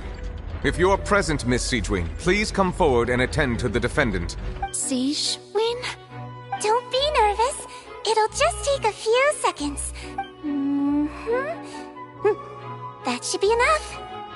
Please announce the results of your evaluation to the court, Miss Siegewien. As everyone doubtlessly saw, Miss Farina was displaying symptoms of hyperventilation and flushed skin. These indicate that she was experiencing the adverse effects of exposure to primordial seawater. The extent to which she was affected is the same as other humans when exposed to primordial seawater of a similar concentration. Thank you, Miss Siegewien. Lady Farina, you may return to the defendant's stand. Oh wait, what did she just say? I didn't get dissolved! Shouldn't that be enough to prove my innocence? Well, considering your tendency to run from your problems, we did originally prepare a direct sample of the seawater around Poisson. However, after extensive discussion, we exchanged it for a sample that is not concentrated enough to dissolve an actual human. After all, on the off chance that something entirely unexpected might occur, we don't want anyone else to lose their life to the sea. Yeah, so out of regard for Farina's life, you secured a low-concentration sample and asked the head nurse to serve as an expert witness. It's a great thing that the direct sample wasn't actually used. Farina could have... I can't believe... you...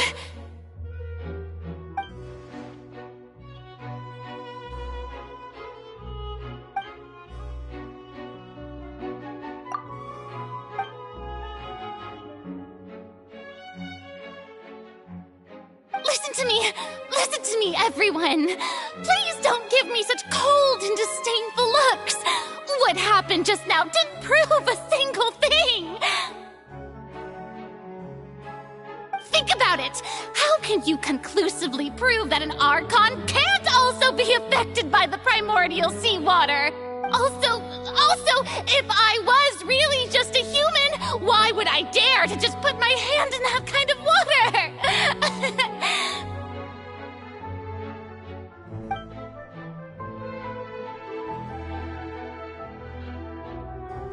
Please, anyone, just listen to me! I swear, I really am your Archon!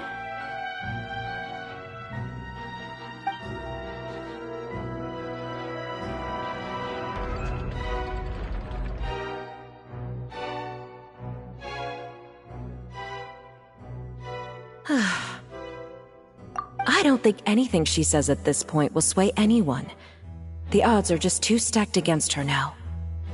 With all the things that have been said, Paimon doesn't think there's any way left for Farina to win. I believe the time for arguments and presentation of evidence has come to an end. If there are no objections, we will move on to the final judgment.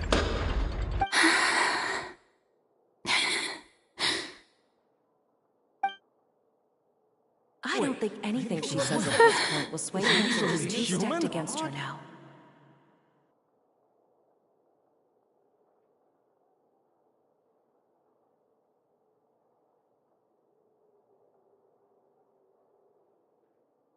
In my capacity as Chief Justice, I shall now render judgment on Farina's misrepresentation of herself as the Archon of Fontaine. As a human who knowingly deceived her fellow citizens, Farina is guilty.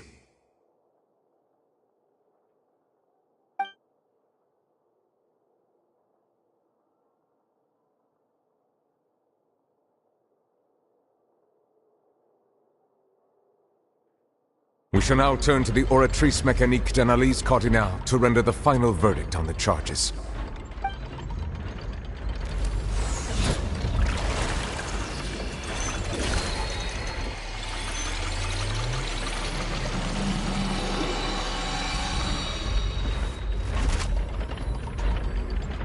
According to the judgment of the oratrice mécanique d'analyse cardinale, Farina is... Well, what's wrong? What's the oratrice's verdict? No, the oratrice also displays a guilty verdict. Isn't that correct then? However, the exact wording of the verdict is thus: the Hydro Archon, guilty, to be punished via the death sentence. The death sentence? That's actually one of the available sentences? I've always thought that it was just a myth. The one and only time the death sentence has been handed out at the court, and it's been given to the very person we've worshipped as the god of justice? What an unexpected twist. Farina's been sentenced to death by the oratrice? We just wanted to use the trial to show her the seriousness of things so she'd tell us the truth. This outcome is indeed quite strange. According to Fontaine's current definitions of justice, as well as its recommendations for criminal sentences, is this sentence really appropriate for the crimes that have been committed? Yeah! Even Mache wasn't sentenced to death by the oratrice.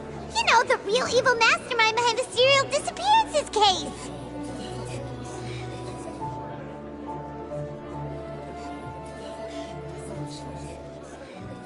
Indeed. Not only is Farina's sentence overly excessive, the very point of our trial today was also to prove that Farina has never been the Hydro Archon in the first place. But now, the oratrice seems to have deliberately invoked the title of the Hydro Archon. What does this mean?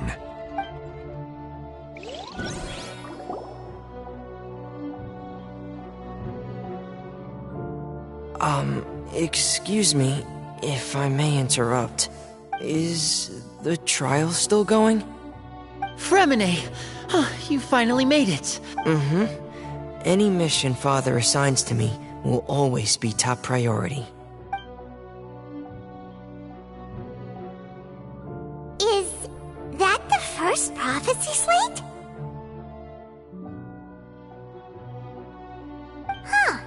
So the knave privately arranged for Fremine to try and find the missing slate! I looked everywhere and finally found it at the bottom of the sea. But has the trial already concluded? Then doesn't that mean I've come too late? Thank you for your hard work, Mr. Fremine. Please allow me to review the record left on the slate.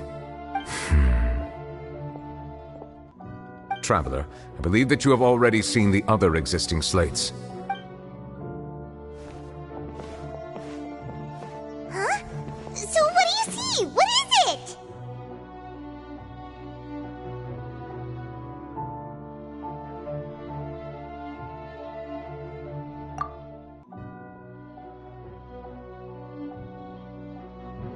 I believe I've now made sense of the Hydro Archon's crime. Huh? Isn't the Hydro Archon just guilty of deceiving her people? Oh, wait, no, that's Farina, and we've already proven that she's not the Hydro Archon. So when you say Hydro Archon, do you mean the real Hydro Archon we've been kinda talking about? In truth, everything that you've encountered in Fontaine up until this point can be traced back to the contents of these stone slates. However, I'm uncertain as to how much sense they currently make to you.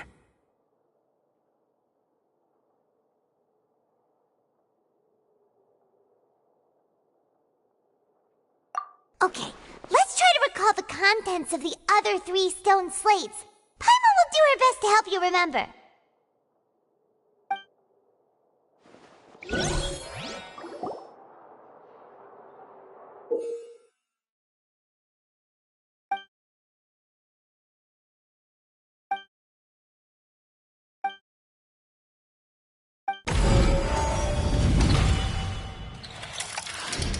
The first stone slate describes what you just said.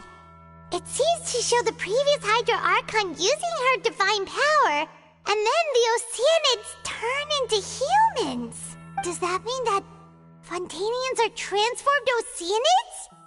Oh, Paimon wasn't expecting that.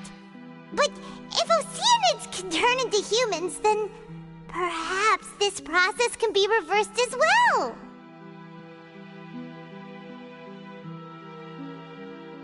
The second stone slate shows Celestia floating in the sky, and the Hydro Archon and her people worshipping it together.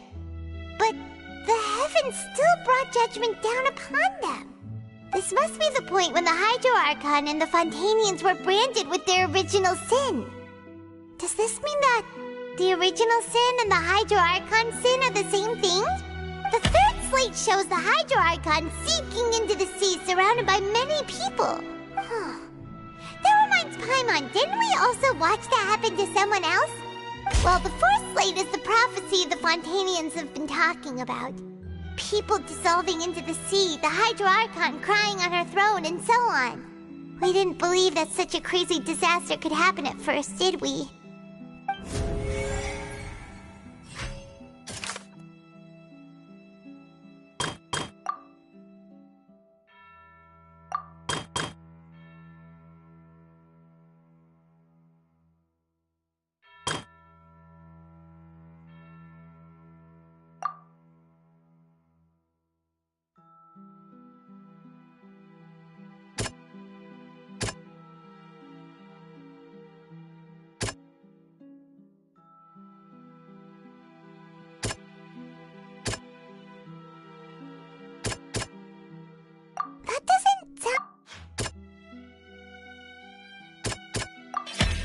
We know from the case of the serial disappearances of young women that Fontainians can be dissolved in primordial seawater, and the first stone slate tells us that long ago, the Hydro Archon used her power to turn Oceanids into humans.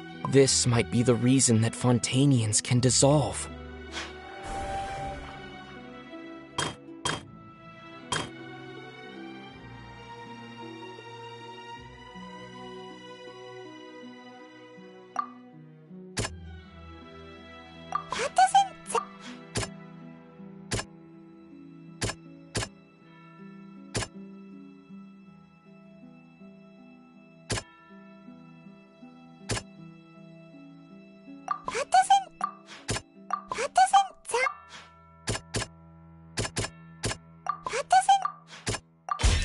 Perhaps what is about to take place has all happened before. The true sin of the Hydro Archon that Nervalette mentioned, and the original sin cast down on the people of Fontaine by Celestia, as recorded on the stone slates.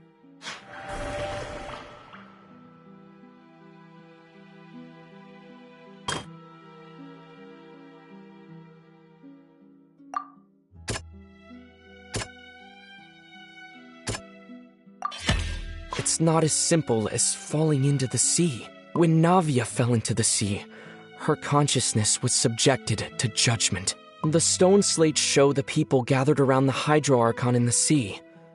Could that be alluding to the same thing?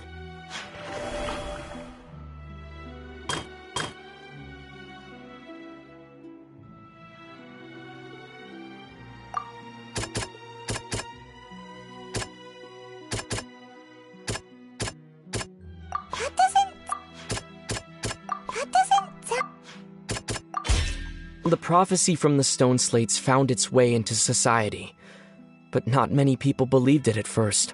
The fortress of Meropide was nearly flooded with primordial seawater, which we know can cause Fontainians to dissolve. It seems increasingly likely that the prophecy may come true. If we hadn't dealt with it in time, things could have gone very badly. They'll dissolve into the primordial sea but won't cease to exist. Their essence will flow in the seawater, converge, and take the form of an Oceanid.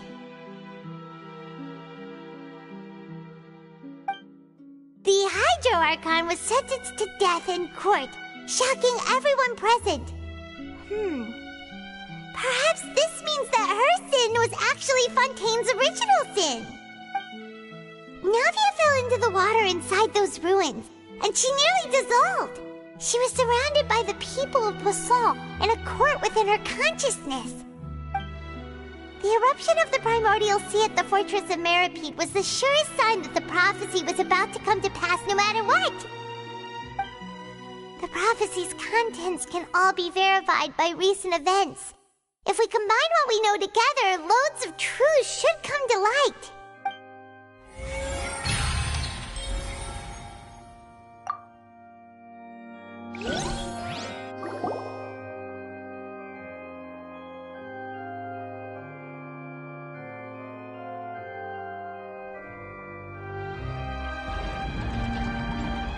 Huh?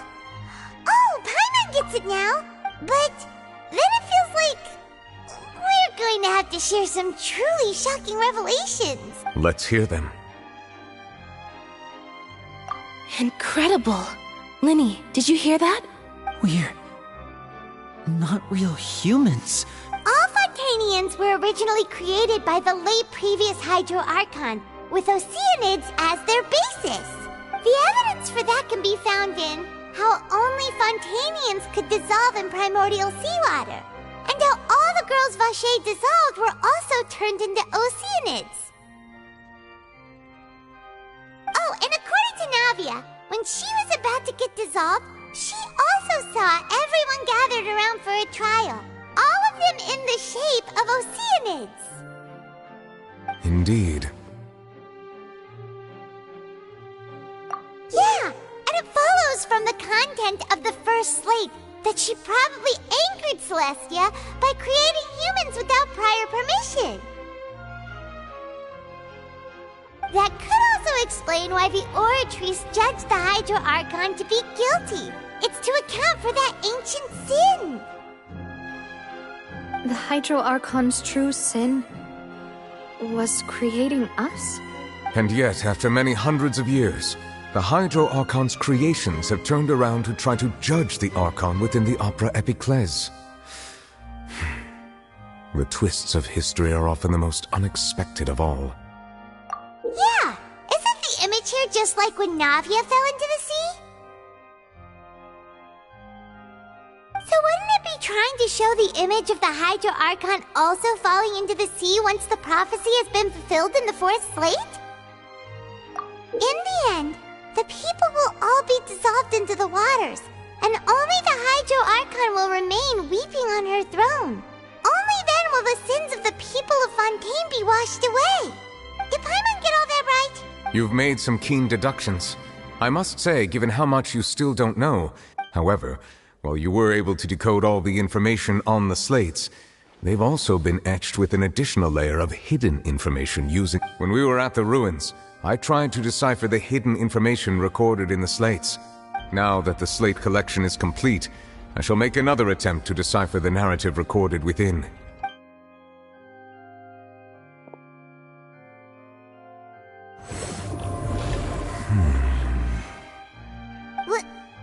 Well?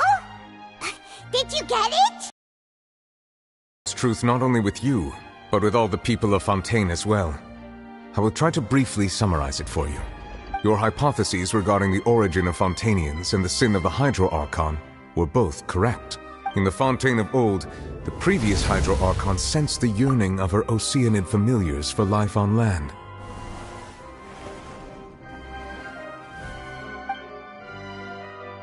The Oceanids were enamored with the beauty and romanticism of human beings, and wishing to have those experiences for themselves, expressed to the Hydro Archon their desire to become of a similar kind. However, even though water as an element is intricately linked with the power of life, the Hydro Archon, as one of the seven, did not possess the authority to create a new form of human life. Not one to give in, she eventually found a way to create permanent humanoid bodies for her familiars by appropriating the power of this planet's primordial sea. She poured primordial seawater into the Oceanids' blood vessels, creating humanoid mimics in the process. But if Fontainians were to ever come into direct contact with water from the primordial sea, the power within their bodies would escape these artificial restraints and return to the sea. As a result, their forms would collapse, and they would be reverted to their original forms as Oceanids. Of course, the Hydro Archon never received permission from the heavenly principles to create a new human race. And thus, the Hydro Archon and all of her creations came to shoulder the original sin of appropriating the power of the primordial sea. That is the true history of how the people of Fontaine first came into being. So we were all Oceanids before we turned into human beings? That's way too much information for me. I think... Wait, but if that's the truth, we can't let the Hydro Archon be sentenced to death?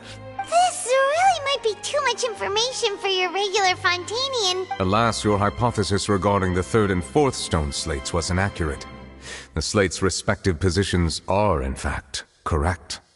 A key point of the visual on the third slate is how all the individuals depicted in the water are humans rather than Oceanids. They have not been dissolved, which implies that the water depicted in this slate is not water from the primordial sea. The nation of Fontaine is the nation of Hydro, as well as the nation of Trials and Justice. Instead of being the literal element, the water in the scene symbolizes judgment and justice. You may also recall Navia's experience.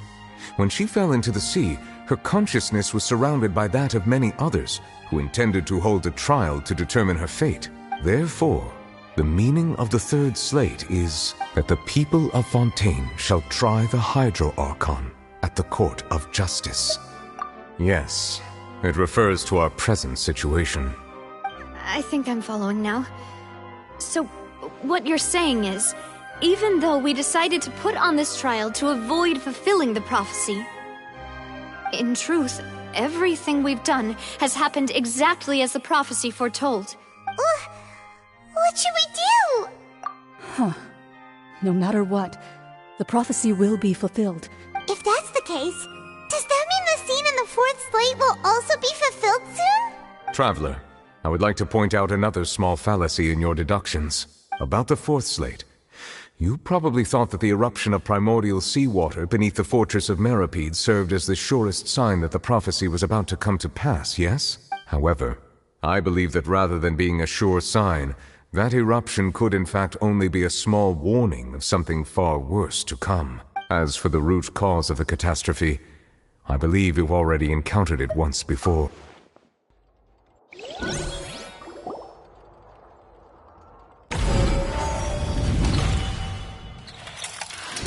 This eruption was just a small warning of the things to come. We must find the root cause.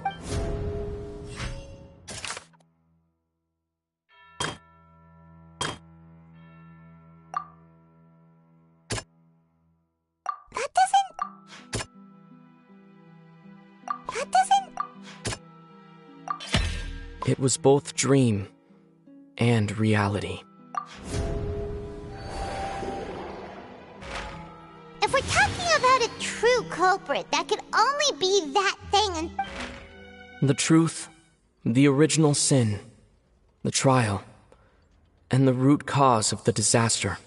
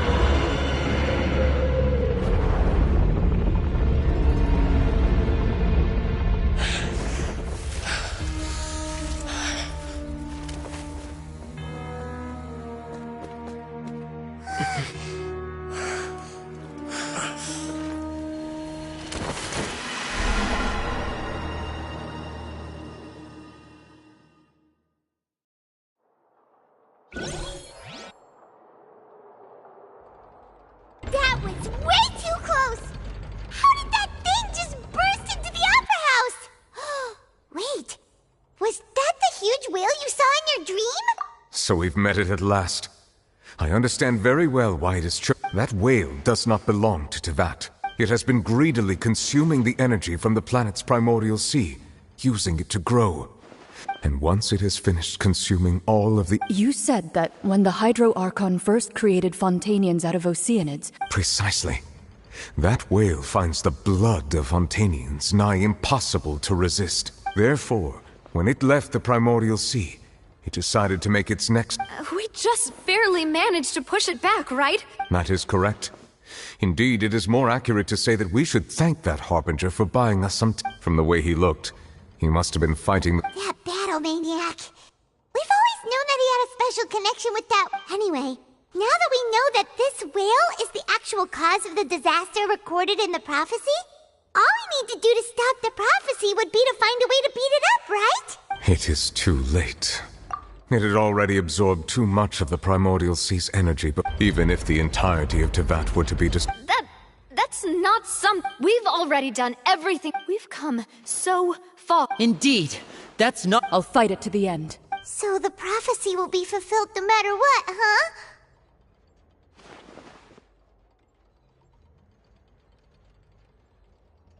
The prophecy. Yes.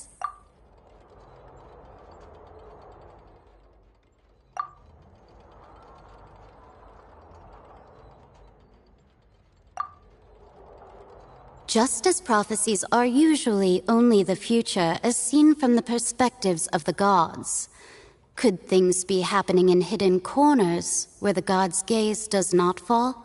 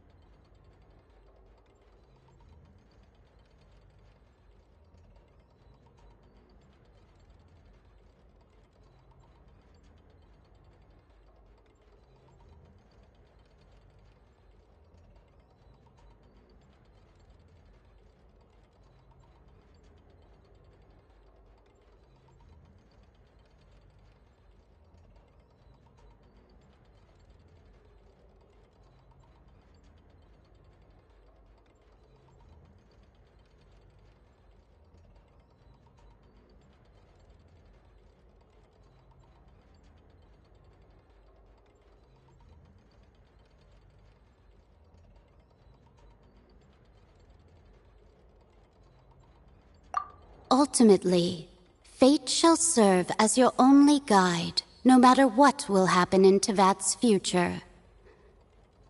All you need to do is to play your part.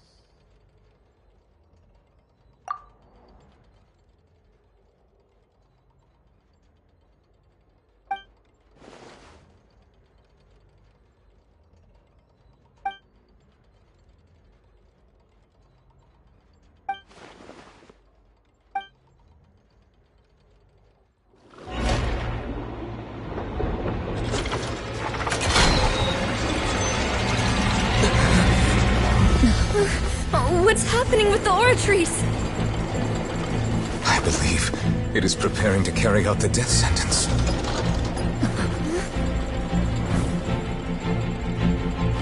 Farina!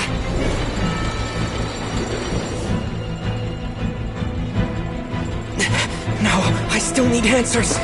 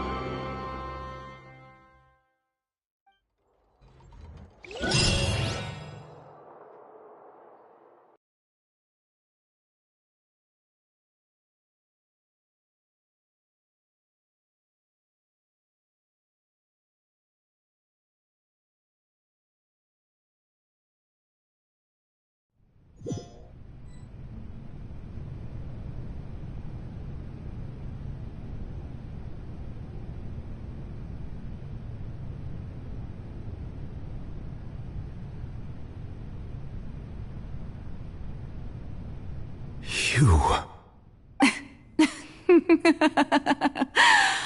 Sorry. That shocked expression on your face is just too amusing. I couldn't help myself. You are not Farina. Who are you? Ah, the sweet sound of bewilderment. Marvelous. A sure sign that my attempt to deceive everyone was a resounding success. But to answer your question, I am Focalor. You know, the god. Focalor? Oh, that wasn't my goal, of course. Goodness, no. But I had to fool everyone else too. The heavenly principles.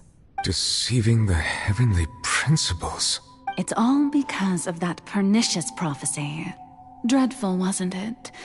Everyone doomed to dissolve. Fontaine condemned to be flooded. One was not amused. In fact, one was positively bemused when that problem was thrust upon me by my dearest predecessor. That's the former Hydro Archon Egeria for the uninitiated. It hardly gets more disastrous than a preordained national catastrophe, now does it? She knew full well that the prophecy would surely come to pass, and as one of the seven, she also knew full well that one defies the heavenly principles at one's peril. So yes, as you have no doubt surmised, it was a rather impossible situation that I found myself in. I spent a terribly long time mulling it over, alone on the ocean floor. And I was almost growing barnacles by the time I finally realized there was only one possible solution to this confounding conundrum. I had to outwit the heavenly principles, allow the prophecy to be fulfilled. I'm a genius, I know. I can only assume that's why Egeria chose me as her successor. Although, looking back now, it was hardly the inheritance one dreams of. Between the task of saving the nation, the quotidian duties of the Hydro Archon, and not to mention the original sin of creating a new race of humans, I dare say she left me quite a colossal mess to clean up. But one can only play the hand one is dealt. I did not choose this, any more than I chose to be one of her Oceanid familiars. So you were also once one of the Oceanids, transformed into a human by Egeria's hand? Yes, I was. I always dreamed of becoming human. And I still do, even now. In my eyes, to be human is to be part of the greatest opera ever known. After becoming a god, I separated my divinity from my body and spirit, leaving behind only a self that was as naive and bewildered as my past self on her first day as a human being. The me you see before you now is that divinity, and the human counterpart I left behind, I named Farina. She could feel joy, sorrow, and everything in between. She could be as vain and conceited, or as meek and vulnerable as she wished. Her strengths were of a kind only a human could possess, as were her shortcomings. But in my eyes, Farina's humanity was what made her perfect. She was perfectly human in every way. The person I always wanted to be. Anyway, so then I cursed her. All part of the plan, of course. The plan to deceive the heavenly principles. Do you still remember the final scene of the prophecy? In order that the prophecy might appear fulfilled, I invited Farina to be an actress, to play the part of the Hydro Archon in the prophecy. Under the curse I placed on her, so long as I, Focalor's divinity, continued to exist, she could not die. But nor was she free to live her life in the pursuit of happiness.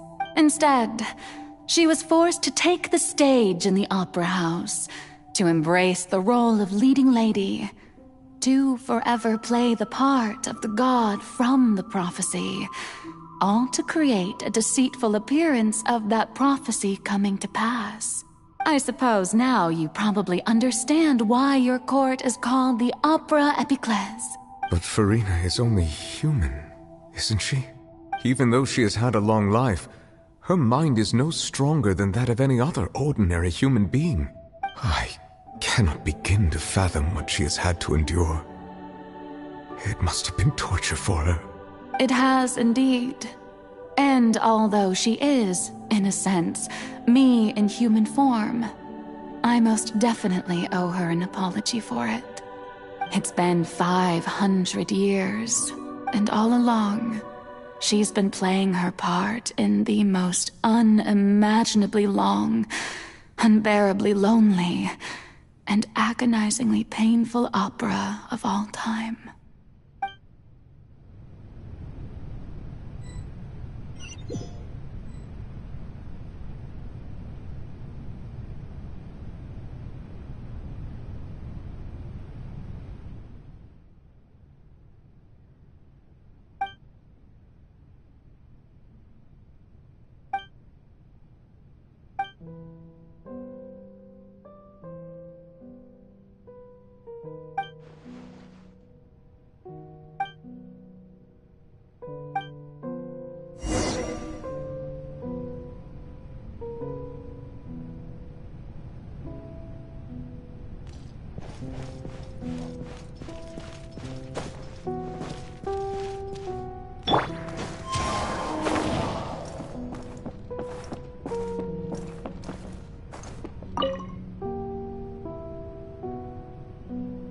Oh, who permitted you to come onto the stage?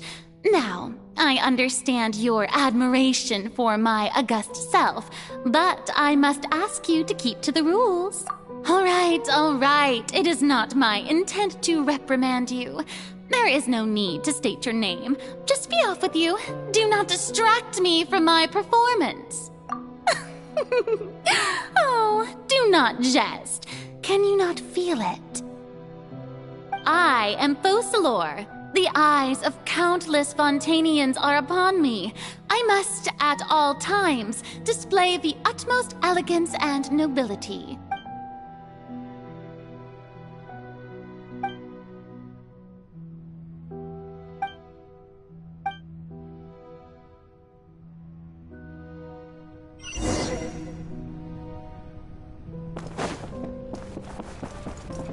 Dear audience, the performance is experiencing a technical difficulty, but worry not.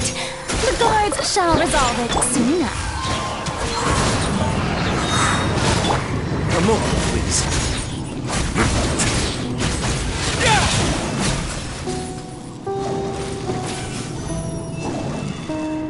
Hey, what gives? The audience is still watching me, you know. Guards? Wait, where are the guards? Guards!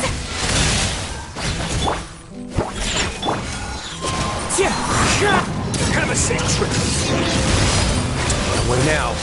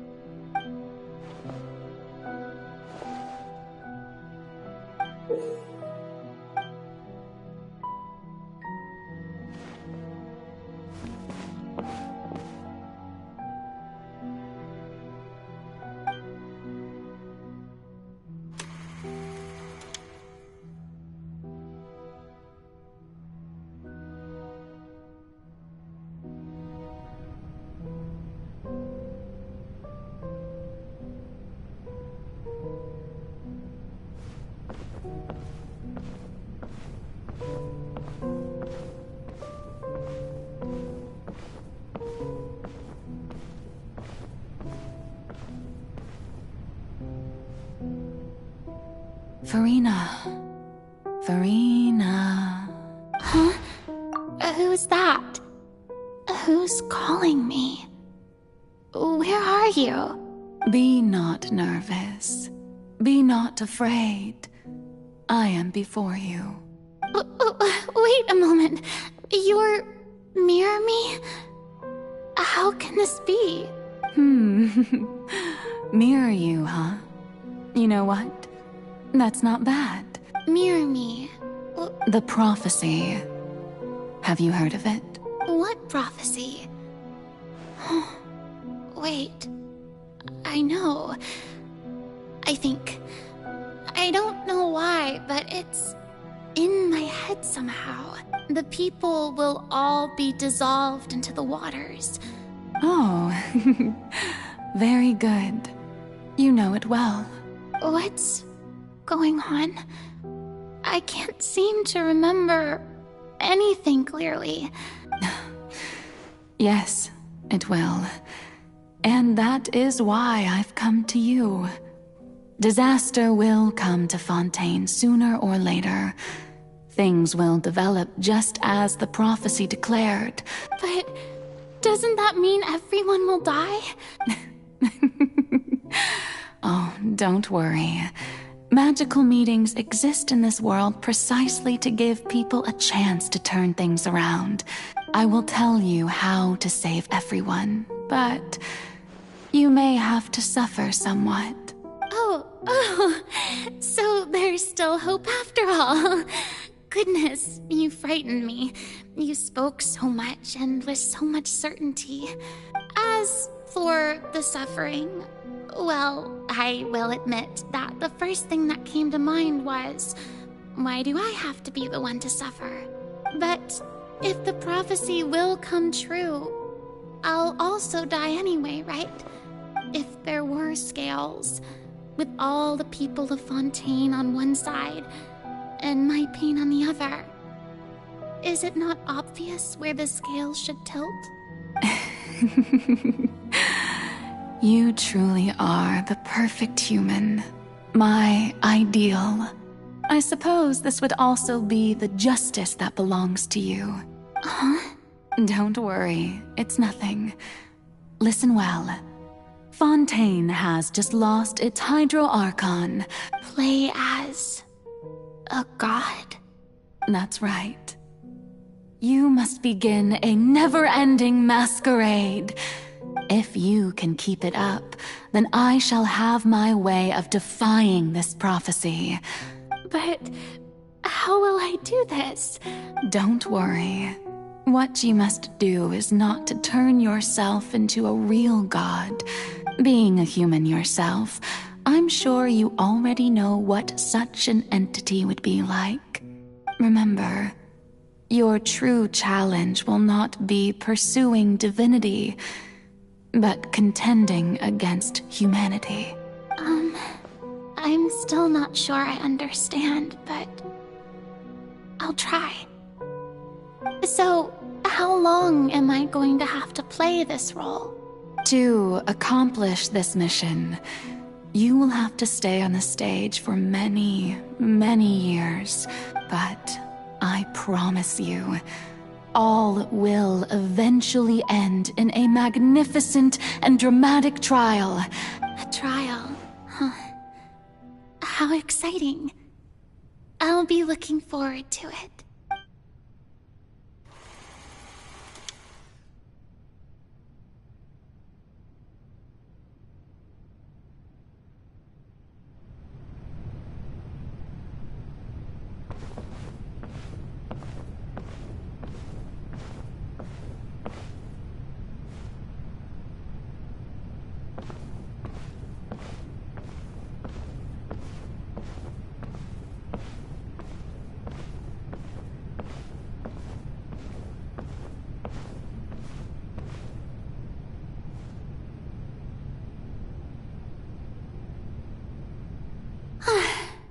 The Maison Cardinalise has announced my accession. What should I say to most appear like a god? To be honest, I still don't know. Ladies and gentlemen, good evening, and welcome to the Opera Epiclese.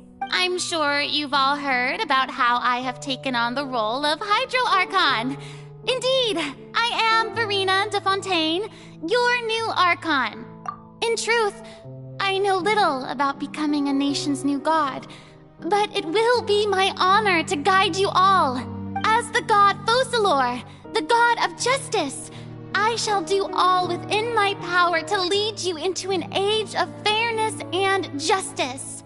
Once again, thank you all for coming. If you should have any questions or suggestions, please send them to the Maison Cardinalise. This should do it. I thought I might stammer, but thankfully, I was able to convey my thoughts just fine. Okay, and next. That's the new Hydro Archon. Is this some kind of joke by the Maison? I would have thought that a being that surpasses humanity would be a bit more assertive. Hey, did you hear that? She even told us to send her suggestions there at the end. Shouldn't gods be all-powerful? She's being so modest. What's the difference between her and an ordinary person, then? If you ask me, perhaps the succession didn't actually happen. Wait, what's going on? Why is everyone suspecting me of being a fake? Oh, this is bad. If I get exposed here, there'll be no saving the people from the prophecy. Right. Mirmi said that I just need to play the role of a god as humans imagine them to be. Calm down, Farina. Think. What do the people want? Assertive, with a strong sense of presence. One who can dispel all doubt. That is the character I'm fated to play.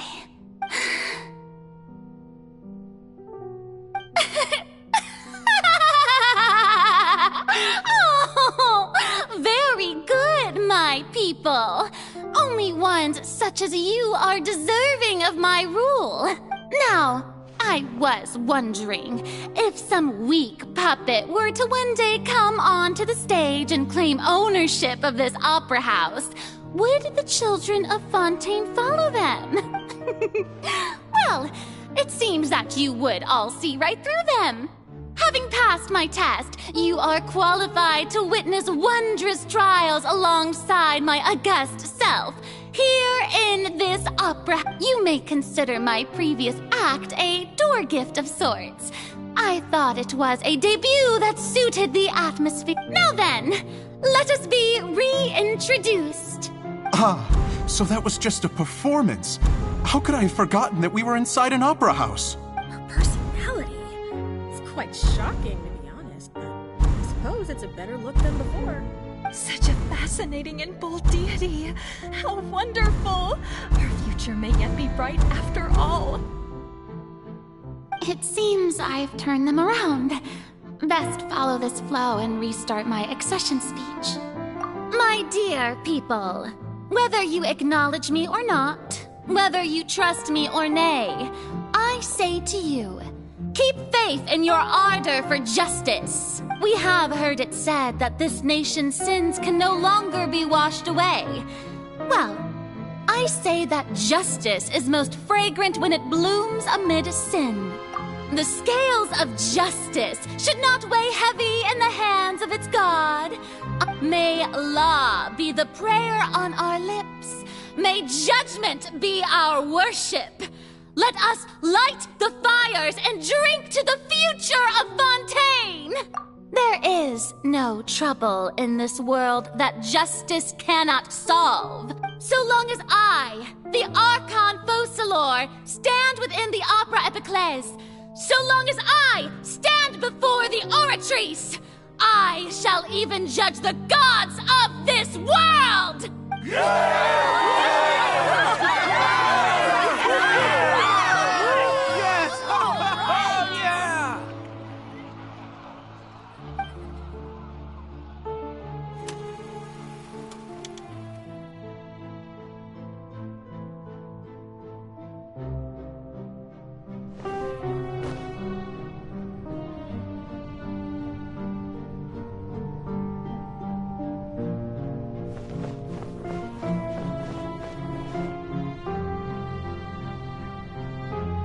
Lady Farina, here are today's case reports, as well as a summary of the follow-up for your perusal. Come now, Was I not just at the Opera House in person? Besides, none of these trials were the one that I'm looking forward to the most. If I may be so impertinent. A magnificent, dramatic, and wondrous trial. A trial to end all things. That's true. I fear I lack the ability to grasp your divine thought, Lady Archon. No need for fright, and do not take what I said before too seriously. Go now, do your duties.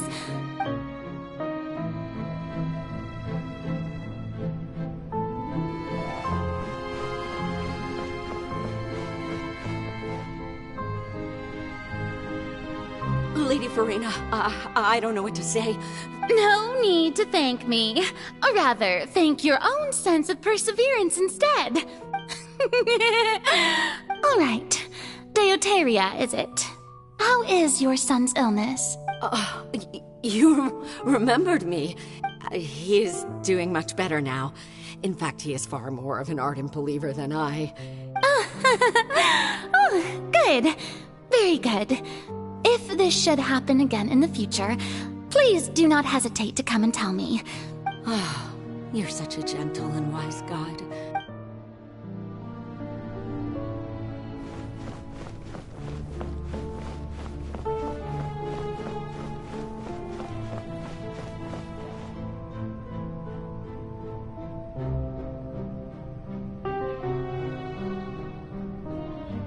Lady Farina, here are the latest hydrological reports. As for the specific parameters you asked to take note of... I see. It's as I thought, then.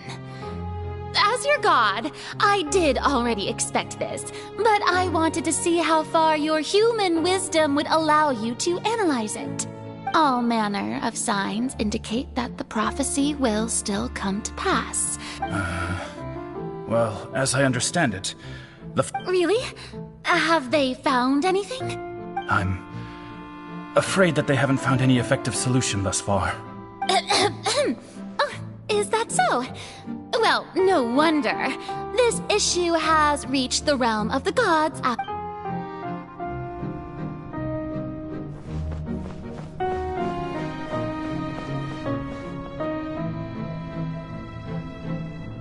The day is finally over. But it's good to see that everything's getting on track. Maybe this is fine. All right, Farina, don't think too hard about this.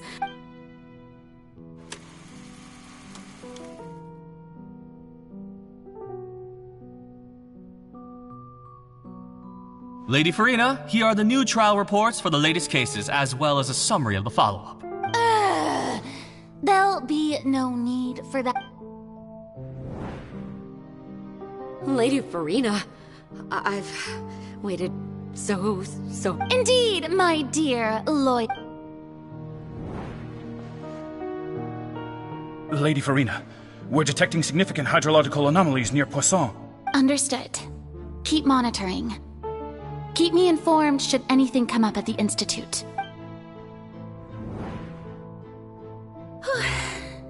I don't think I let anything slip today. I just don't know when these days will end. I feel utterly exhausted.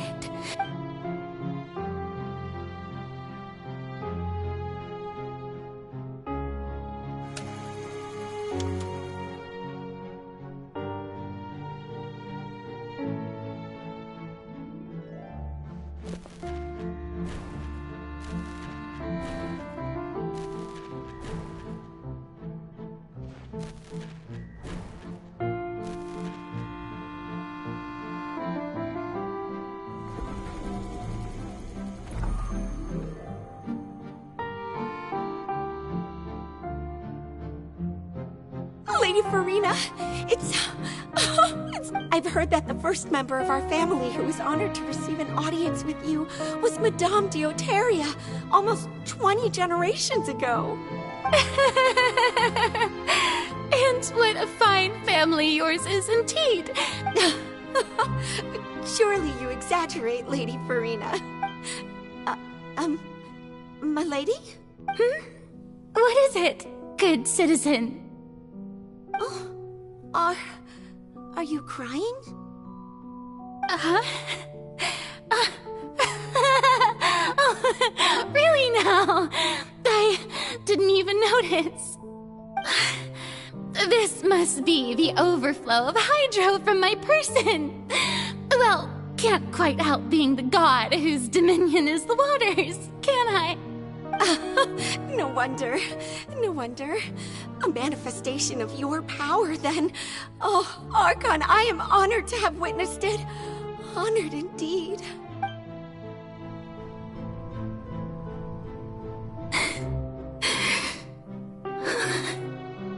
So interminable. So lonely. Just how much longer? Hundreds of years must have passed by now. Perhaps the show must go on for hundreds more. I never imagined that it would hurt so much. Have I reached my limit? No. Perhaps I reached it long ago. Today I didn't even notice my own tears. I want to tell someone, anyone, about this. I've conducted so many investigations across the centuries. All I can do is keep heart. I must maintain this act. It is the only way to save Fontaine. Please, mirror me. You have to succeed.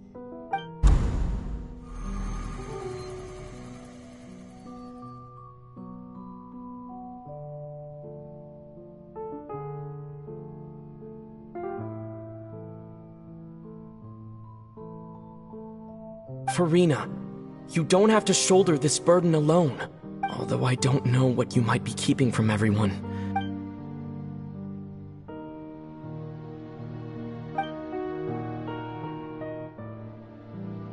Share my burden. That's impossible.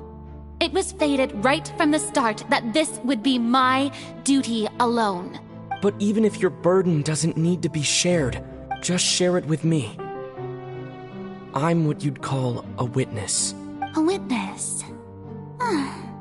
Yes, I've heard that you came to Tevat from beyond the stars, yes. In other words, you never belonged here. And if Tevat is in its entirety, if that's the case... He's right. I could confide in him, couldn't I? But if things don't play out as expected, the people of Fontaine will be the ones to pay the price. No, Farina, you shouldn't be selfish. But what if it's really all right? Farina, you've worked so hard for so long. Surely it would be okay to put yourself first for once. Just this once. Is it such an outrageous thing to do anyway? If you let this opportunity slip through your fingers, it might never come by again. Think about it. Long and hard.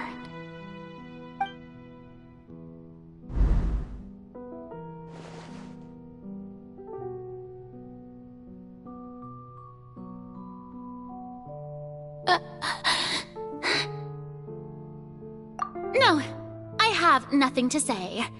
I am Farina, the Archon of Fontaine. Everything will surely get better. All you need to do, dear spectator, is to witness my performance until the curtains fall.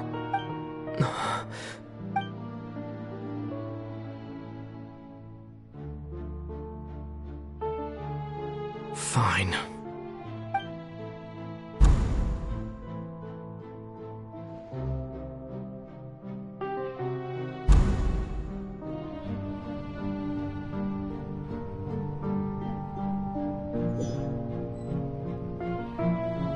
So even Farina doesn't know the truth?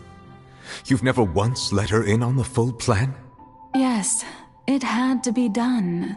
To deceive the heavenly principles, you must first deceive yourself. She did very well. If she had let her resolve falter even once in these 5 centuries, it seems that trusting humanity was the right decision after all. I believe that I understand how your deception works, but that is only half the truth, is it not? How would you build on this foundation to save the people of Fontaine? Ah, good, good. Of course, the Iudex of Fontaine has pinpointed the crux of the issue. I'm sure you've long sensed that the Oratrice is no simple machine, yes? I've always suspected that it had its own consciousness. And Lenny did mention that he heard a human voice within the core chamber. It now seems that that person was you, hidden within the machine all along. Am I right? And then I became one with the Oratrice, taking Fontaine's gnosis with me. Yes, it would seem so, wouldn't it? Alas, your understanding of this device still lacks sufficient depth. In truth, it is no enactor of justice. It is, in fact, a device created to kill the god of justice. I beg your pardon? Oh, you have it. And to be more precise, not only will the Oratrice take down the god of justice, it will also take down the divine throne upon which she has been placed. I mean, did you think I would be the sort to enjoy peaceful repose while Farina suffered? My work over these last 500 years has been to constantly accumulate indemnitium within the Oratrice. But really, some have already discovered that only a small fraction of the energy generated by the device was ever used to provide power to Fontaine. The vast majority had to be accumulated to enact this death sentence. It was all part of your plan, then? Indeed. This power, accrued over 5 centuries, could have sustained Fontainians for millennia had it only been used for that purpose. Almost all of it has now been stored within the Oratrice. But only power of this magnitude could hope to destroy the Hydro Archon's divine throne, shaking the rules established by Celestia and breaking through the institution that is the Seven. So the Oratrice's call for death was for neither Farina nor Focalor, but for the Hydro Archon. The destruction of that divine throne. If I do not misunderstand your intent, you must be...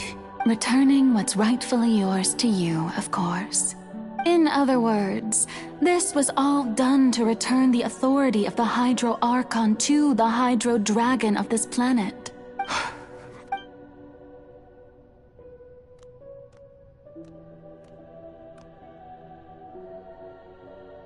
Oh, what? Getting sad again, are we? The authority of the ancient dragons shall soon be yours once more, O Hydro Dragon Sovereign. And this is the face you make. All you've done throughout the years is just so you can sacrifice yourself at the very end. I've never quite seen it that way, you know. Even now, I'm quite pleased at how well my deception worked.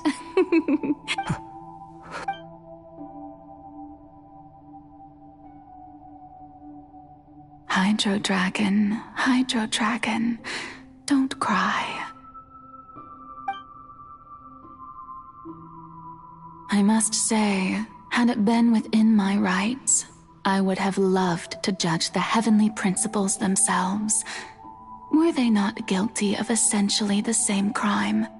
Egeria stole the power of the primordial sea, and the heavenly principles stole the power you ancient dragons possessed. I, for my part, am the god of justice. And is it not just that your original powers should be returned to you? Speaking of justice, I have always believed that justice lies in the process of pursuing human existence itself. So, if the theft of the primordial sea's might was Fontaine's original sin, then, leaving matters of procedural right and wrong aside, the descent of the Fontainians as humans and their right to exist in this world would be Fontaine's original justice. In other words, existence was Egeria's justice, and to me, justice is the continuation of that existence, defying the prophecy and ensuring that Fontaine's people shall live on. That should be the justice enthroned over all others. At this point, we, whether it be myself or all other Fontainians, have shouldered the burden of this sin for far too long. Iudex Neuvillette, the highest judge in our land, when you regain your full power as an elemental sovereign, what verdict shall you pass upon us? So when I was invited to the court of Fontaine to serve as Iudex, I see now that that was your idea too. At last, I now understand the true purpose behind this position. In the beginning, I was uninterested in human existence. But these 5 centuries of living alongside them have gradually brought about mutual understanding between us. And I have even attempted to feel as they feel. You are a devious one, Focalors. Things being as they are, surely you know that I could never declare them to be guilty.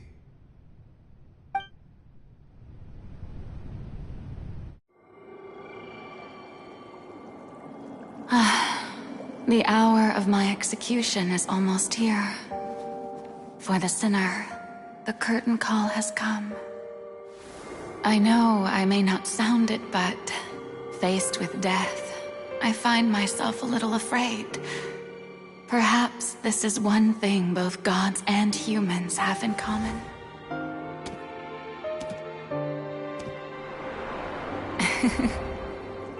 Farewell, Neuvillette. I hope you've enjoyed the part you played these 500 years.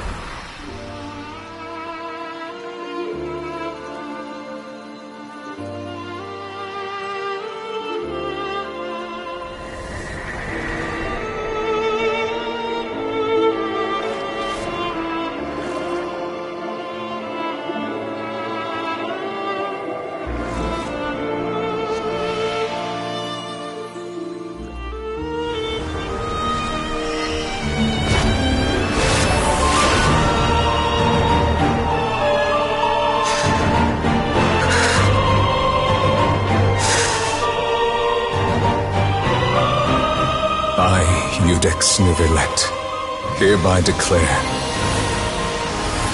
people of Fontaine, your sins are forgiven.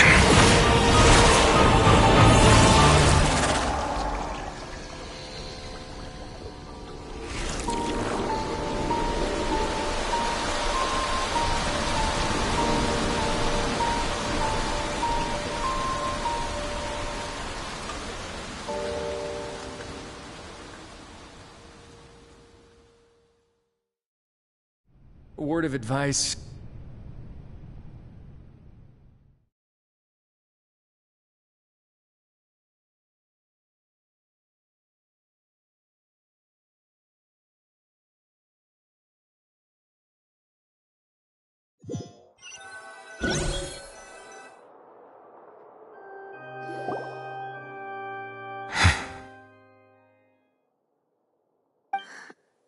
What just happened? Was that bright light some sort of misdirection? But since we're all still alive and haven't been dissolved... It's time to end this. Didn't you say just a moment ago that it can't be defeated? I have gained the strength sufficient to deal with it. Through certain means, I now have the ability to separate the power of the Primordial Sea from that creature. We should seize the opportunity to pursue our quarry. Traveler, now that the oratories can no longer function, I require an executor to help me mete out justice. The root of the calamities befalling Fontaine, the beast that enacts the prophecy. Its name is the all-devouring narwhal. Come with me, traveler. The hour of execution has come.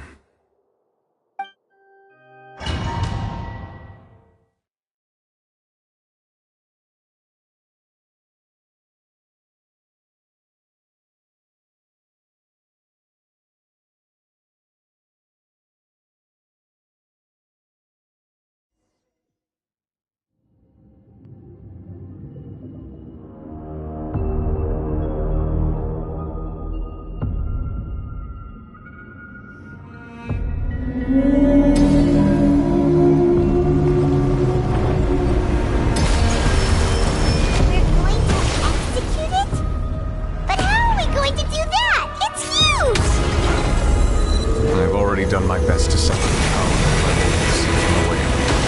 Considering the size of the beast, I cannot reach the power source. Unless we can find a way to attack it from within. I shall share a part of the ancient dragon's power with you. We shall look for an opening together.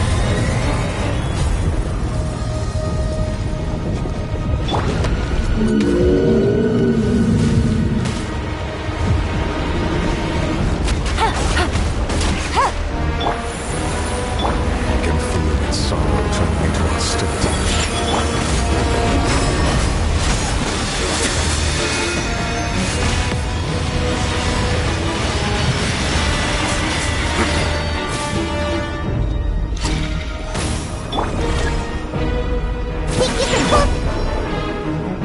The all-devouring narwhal cannot resist its instinct to devour. Continue to trigger its hostility. A chance will present itself.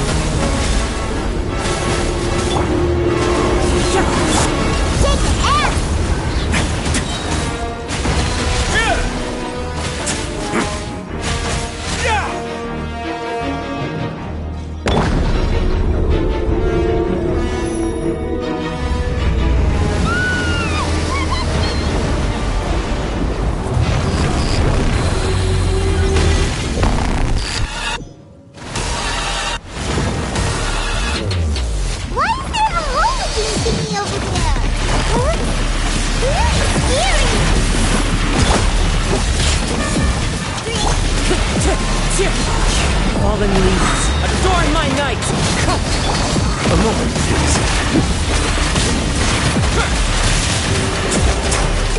I have granted you my protection. Do not fear. Seize the moment and use my power to suppress its root from within.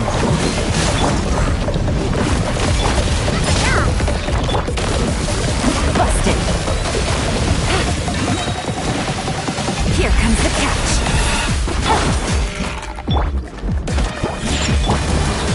Away now!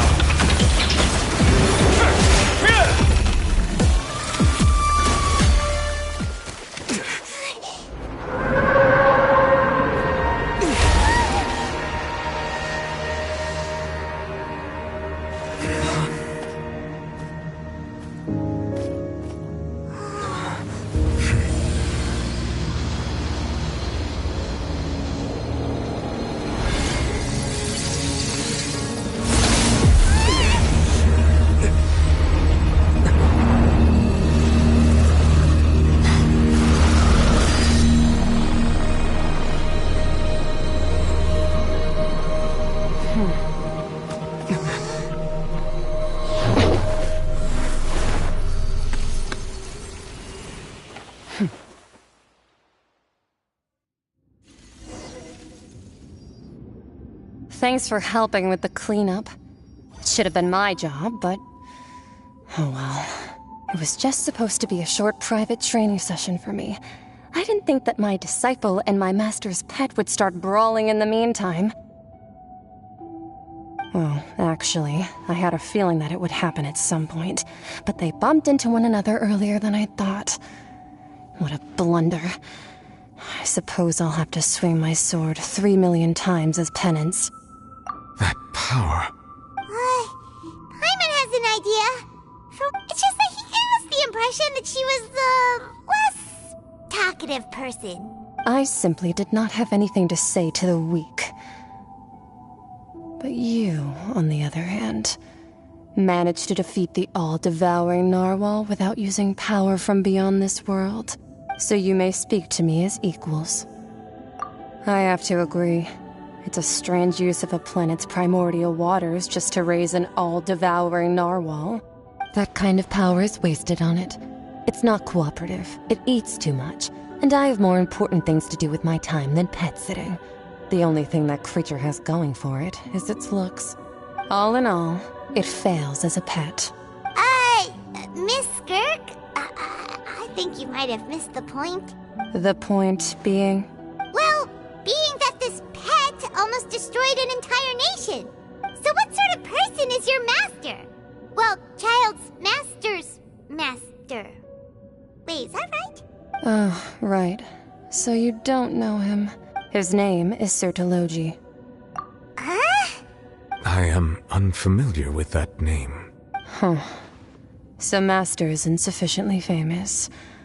How should I describe him then? Have you heard of the name The Fowl? The Fowl? Still nothing? Well, how about the Visionary? Vetterfulnir then?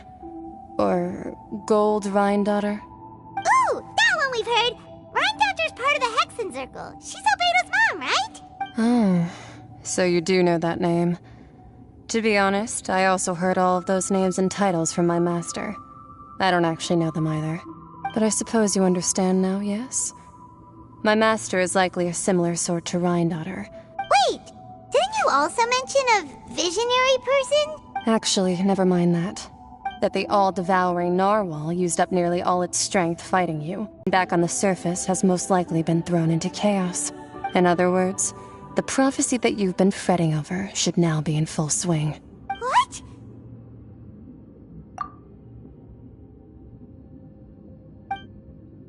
Not to worry. Focalor has already managed to deceive the heavenly principles. In the end, the people will all be dissolved into the waters, and only Farina will remain, weeping on her throne.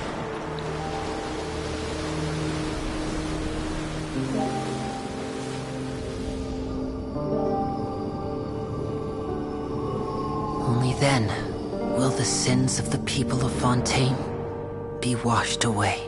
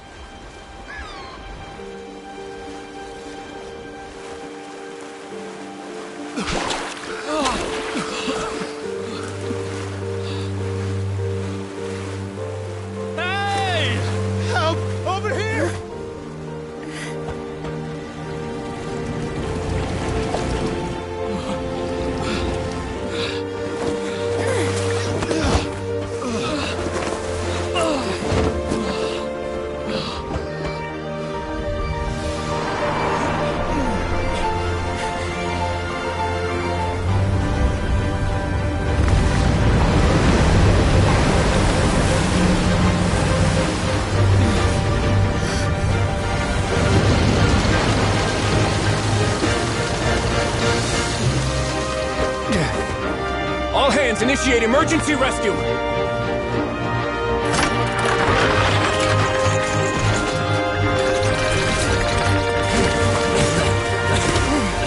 Hurry!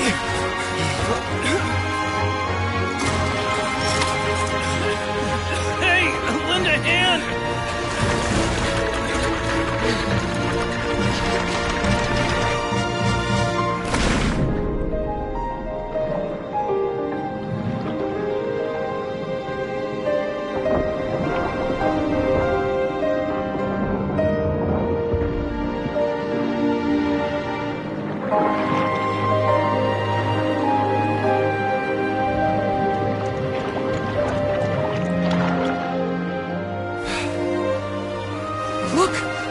It's receding!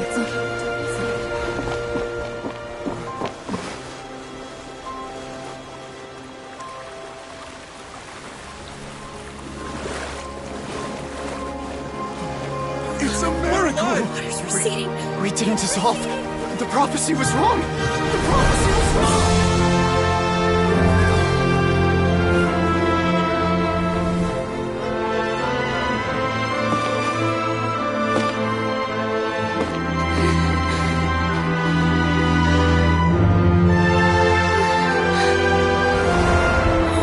Are you alright? We're saved. The prophecy was wrong.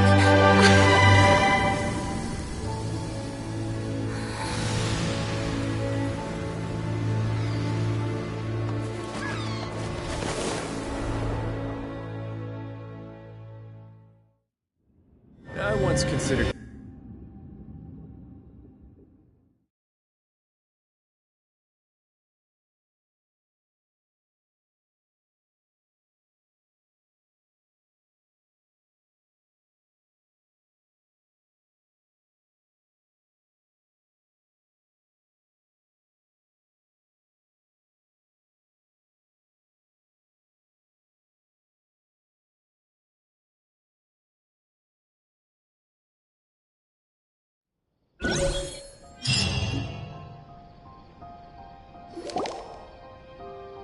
The soil renewed.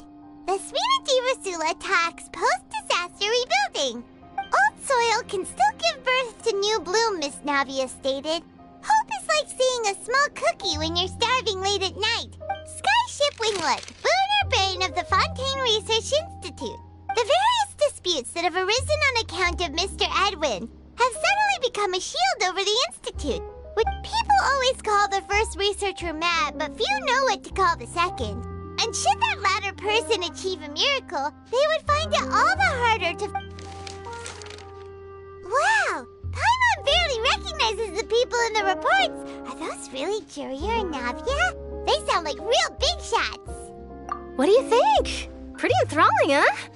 The Steambird's idea was pretty simple. With the disaster just having passed, the value for these big scoops lies in their inevitable follow-ups. Edwin's assistant, Jurier, created a true flying ship, while Navia is leading people in the reconstruction of their home.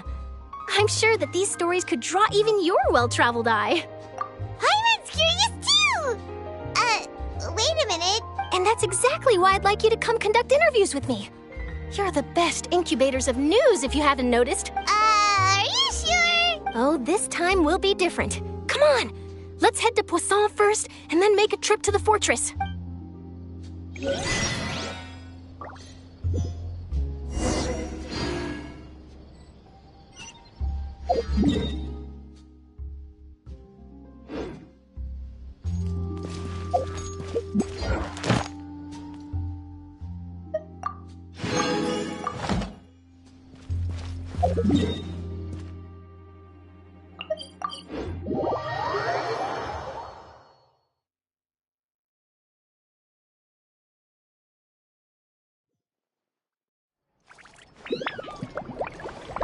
Ad Astra. Thank you for complete.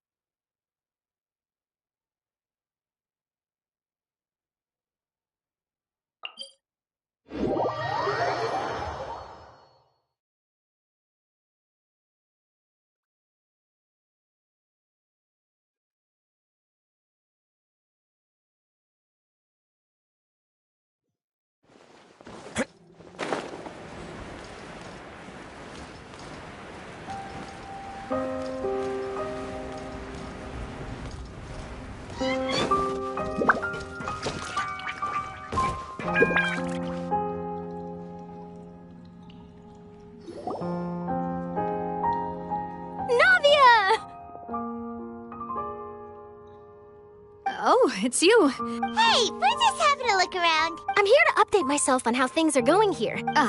Let me introduce you. This is Mr. Garunt Snezhevich. He represented the Knave in Our residents are hard at work as well. Hello, Miss Charlotte. I'm a big fan of yours. I especially like that article you wrote last year about Fontaine's stray cats. But if you don't mind, could you not emphasize our role too much in your report? It's not charity we're doing here. I get where you're coming from. I'll keep it as simple as possible. That would be fine. Thanks. Oh, you're back too. How are things? We finished laying down the construction materials. It'll be another hour before the workers are able to go over there. Huh? You're here too, Clarant? Well, her reputation's greatly risen after that whole duel business with Miss Farina. So she's here in Poisson to wait out the heat. All right. She really came here to help me out. There's too much to consider in the reconstruction of Poisson. The Spina has need of more decision-makers. And, well, I do already happen to be connected to Mr. Callis. Oh, wait just a moment. Do you mind me asking a few questions? You know, about how you felt before the duel. Forget it. I'm sure you can find a better theme than that, Miss Charlotte. I see you're the same as always. Well, if we're talking about doing things for my sake, you might as well just take a few more photos of me. Of course I will. I'm not gonna let him off that easy. All right, then everyone who wants to be in the photo, gather up. And smile.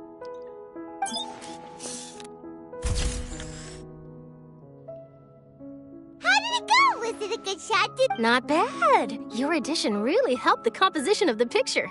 All right, hang on a moment. Let me snap a few more shots. All right, that should do it. I'll be back here later anyway, so let's call it a day. You're very quick. Speed is of the essence when it comes to the news, and freshness is the key. Also, not to brag, but I'm pretty good at building connections. Wow, you really do have that never say die spirit. I'll hazard a guess that this is how you got that interview at the Fortress of Meripede. Whoa, you're well informed. Let me make a guess, too. I asked Sijuin, who told Monsieur Nervillet, and he told you, right? That's a very complete information chain. In truth, all Monsieur Nervillet asked me was... what? I told him that it was best not to speak too soon. You're right. I've got to treasure every moment I have with them. Stay safe now.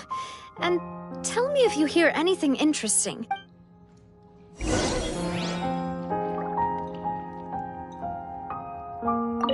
You seem curious about the fortress. Of course. That Risley. I still remember going down to the fortress to grill him for information on my father's case. Boy, did he take me for a ride. Without telling me anything, of course. But he did invite you to tea, didn't he? 2 large pots of it, in fact. It was good tea, though. I have to agree. The tea there is very good. Speaking of that, would you like to have some today? I mean, you've got time, right? Well, I'd be partial to some shortbread. Wow, it's like we've got a menu or something. Sure. Good. What flavor of biscuits would you like, Mr. Snezhevich? Me? I'm fine with anything. All right. Leave it to me. I'll go over the newly arrived supplies with you later, Mr. Snezhevich. That works great for me. Is it just me, or did you get a new lipstick? I did. It was a gift from Sijuin. Want to give it a try? I think the color would suit you, too.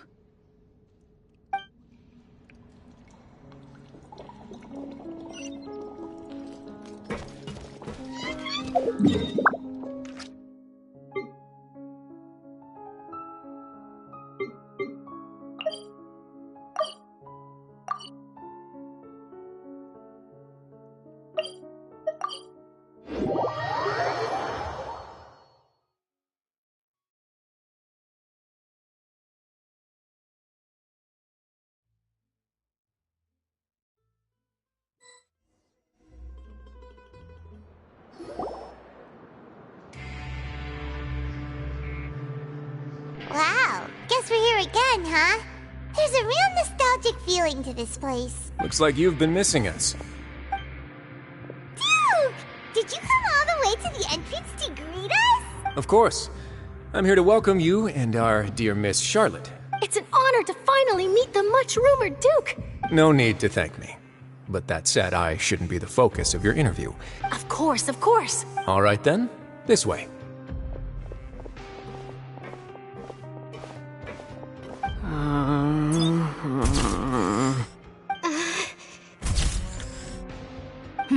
Hey, no need to be so nervous. I've already taken all the photos we need. Miss Charlotte. It would seem that Miss Lorvine doesn't want her face to appear beside that of Mr. Jurier, Sir, please don't say things like that. But it looks like dear Mr. Jurier denies it. No, I just... This... Now, I might not look it, but I actually did meet Mr. Edwin once. And I'll be honest, I enjoyed chatting with you more. The boat that brought about a miracle, the ark that saved the people. Still, if I might ask, where's that flying ship now? Huh. Looks like Charlotte's trying to get herself another exclusive scoop. I have to apologize, but that ship is presently in the bowels of our factory. Really? Well, then in that case, could I... You already know my answer, I'm afraid. Best you interview our head nurse instead. Or perhaps you'd like to take another photo of this couple of researchers? Did you really have to use the word couple? Well, then, 2 solo photos will do. Is my hair messed up? Please, someone help me have a look. Things sure are getting pretty lively here. Oh, seems like everyone's here. Would any of you like to try this new drink I came up with? Ah, Siegeween. Hey, Miss Charlotte. Why don't you, take some pretty photos of our head nurse? Sure. Come on, Miss Siegeween. Over this way. Let's find a brighter spot. Huh? Sure. Do I have to smile? So, how have things been at the fortress? Same old, as you can see. Fontaine... Other than that flying ship, it got a tad too much attention, I think. That's why I decided to let the interview go through.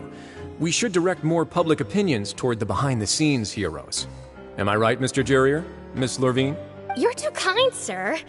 I believe that you too should have your day in the sun.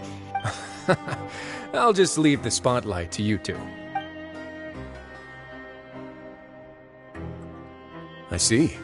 Lots of things happened that day, huh? Anyway, regarding that Harbinger, I'm not sure you remember, but his 3 young followers are still waiting for his return. He sure did win them over, huh? I'll tell them that there's good news and bad news. The good being that their boss seems fine, and the bad being that... Oh, actually... What change can there be? As to what Miss Farina's departure will mean for the nation, and if our laws and governance will be transformed, we'll leave those to the folks in the overworld. Hey everyone, the photo shoot's done. Good. In that case, let's call it a day here. Thanks for your cooperation. Come on, Traveler, let's go. There'll be a next time? Maybe. Who knows? I might write a story about the underwater factory next time. All right, last stop, the docks. Oh, you know, I'd love to see you in one of Charlotte's photo shoots one day. Is that really necessary? Our line of work doesn't really require much photographing. It's precisely because we don't need the picture that they'll have value as keepsakes. Maybe I'm just happy that I managed to once again avoid the spotlight. Yes, you successfully kept prying eyes away by using Mr. Jurier and Miss Lorvine as shields. Very good. You should be happy for them. They have a bright future ahead of them.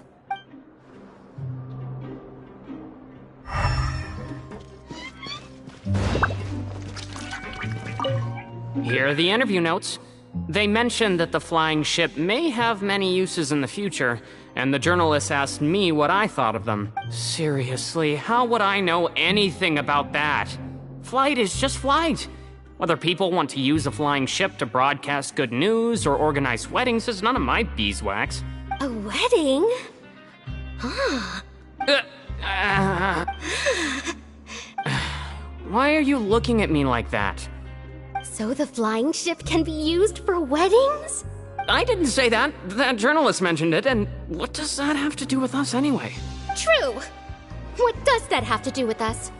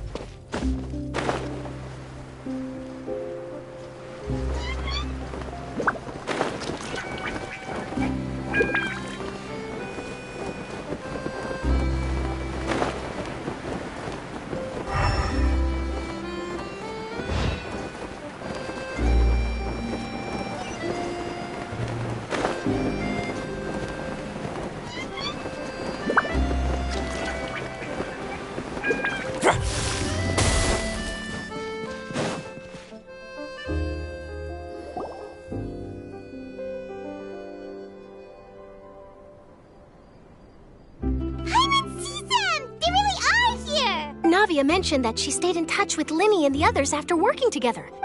Traveler, Paimon. Ah, and Miss Charlotte, too. Would you like a magic pocket? What sort of gadget? It's a wondrous bag that can be used to carry many things.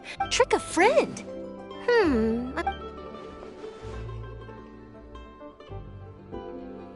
You could just make a friend like Fremine here. Isn't that right, Fremine? Is this what you meant by, I'll help you make some more friends? To be honest, that sounds pretty sweet. Could I have your contact, please? Sure. Please, write down my address. You sure are working hard to help Fremine socialize. He was the one who proposed doing this. He even wants to assist in our magic shows. Yes, I was planning to first introduce Pear as an assistant, and later Fremine himself. That said, would anyone want to see a diver escape underwater? Oh, it'll work out. Every journey begins with the first step. Lynette, could you come over? Got it. My, that Charlotte is rather perceptive. She got rid of everyone the moment she realized I had something to say to you. Father says that you did a great deal during the latest events. That's all right. We were more than happy to help. Oh, I guess you haven't heard. Well, after Lady Farina left, Father and Monsieur Neuvillette opened negotiations, during which he gave Fontaine's gnosis to her as a diplomatic gift. A diplomatic gift? A gnosis? Yes, I was quite surprised at first myself. It could have been done as an apology for the incident with Lord Child, or as thanks for his help in tying the all-devouring narwhal down. Furthermore, Father did also lend significant aid to Fontaine and Poisson. Well, that's true, but... I would agree, but I've also heard that... So there's some reason for... I suspect you'll have to ask him about that yourself. Yeah. Isn't he real busy? But back to the topic. Then... They say that he's returned to Snezhnaya to recover from his wounds. I hear that the recent disaster really did a number on his health. That's true. When you think about it, we've had loads of run-ins with the Fatui. So shocked by such a simple switching of sides?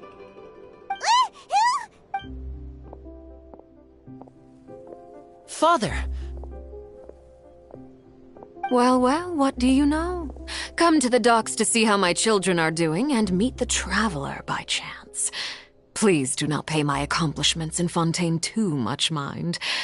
I would have done them regardless. Are you going to take the Gnosis back to Snezhnaya? That is our duty as harbingers, yes. Don't be too preoccupied with sides. The goal of the Fatui concerns not a single place or person, but the entire world. Switching my masks is something I've always done. Well, that depends on many things. No one truly knows what the future holds. What good is honesty if you can't rely on it forever? As for you, I very much look forward to our next collaboration.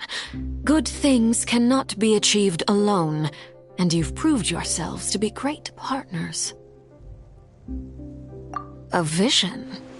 All right. I'll remember to return it. Thank you for keeping it safe for him this entire time. And that's a wrap for me. Huh? You're... Greetings, Miss Journalist.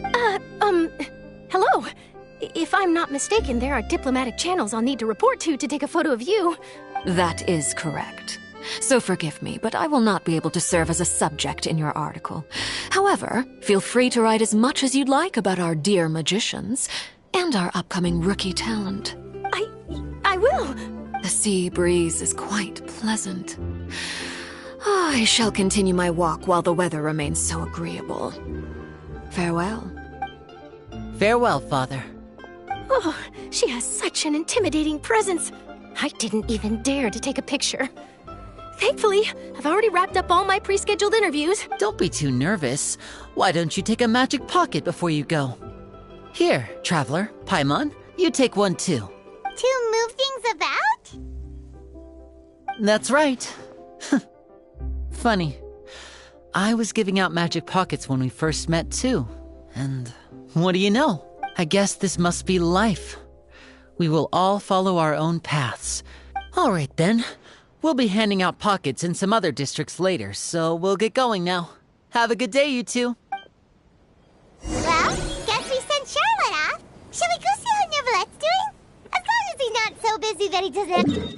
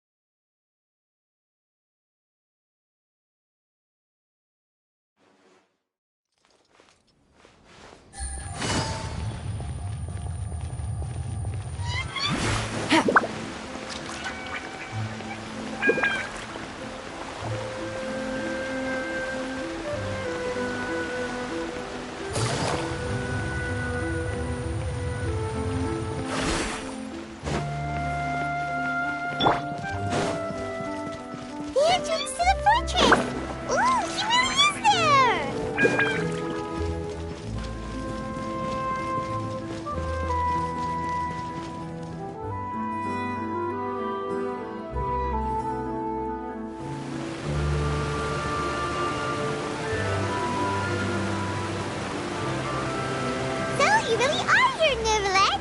Paimon didn't think you were going to have free time this hour of the day. Really? Oh, I suppose you must have met Mr. Linney. He took the time to greet me earlier when he passed this way. In any case, you came at a good time. I was just considering reaching out to you to set up a meeting. Aw, Paimon's glad that you remembered. All right, let's have it then. How was Fontaine actually saved? It is strange how words can often leave a bitter taste in the mouth when it finally comes time to say them out loud.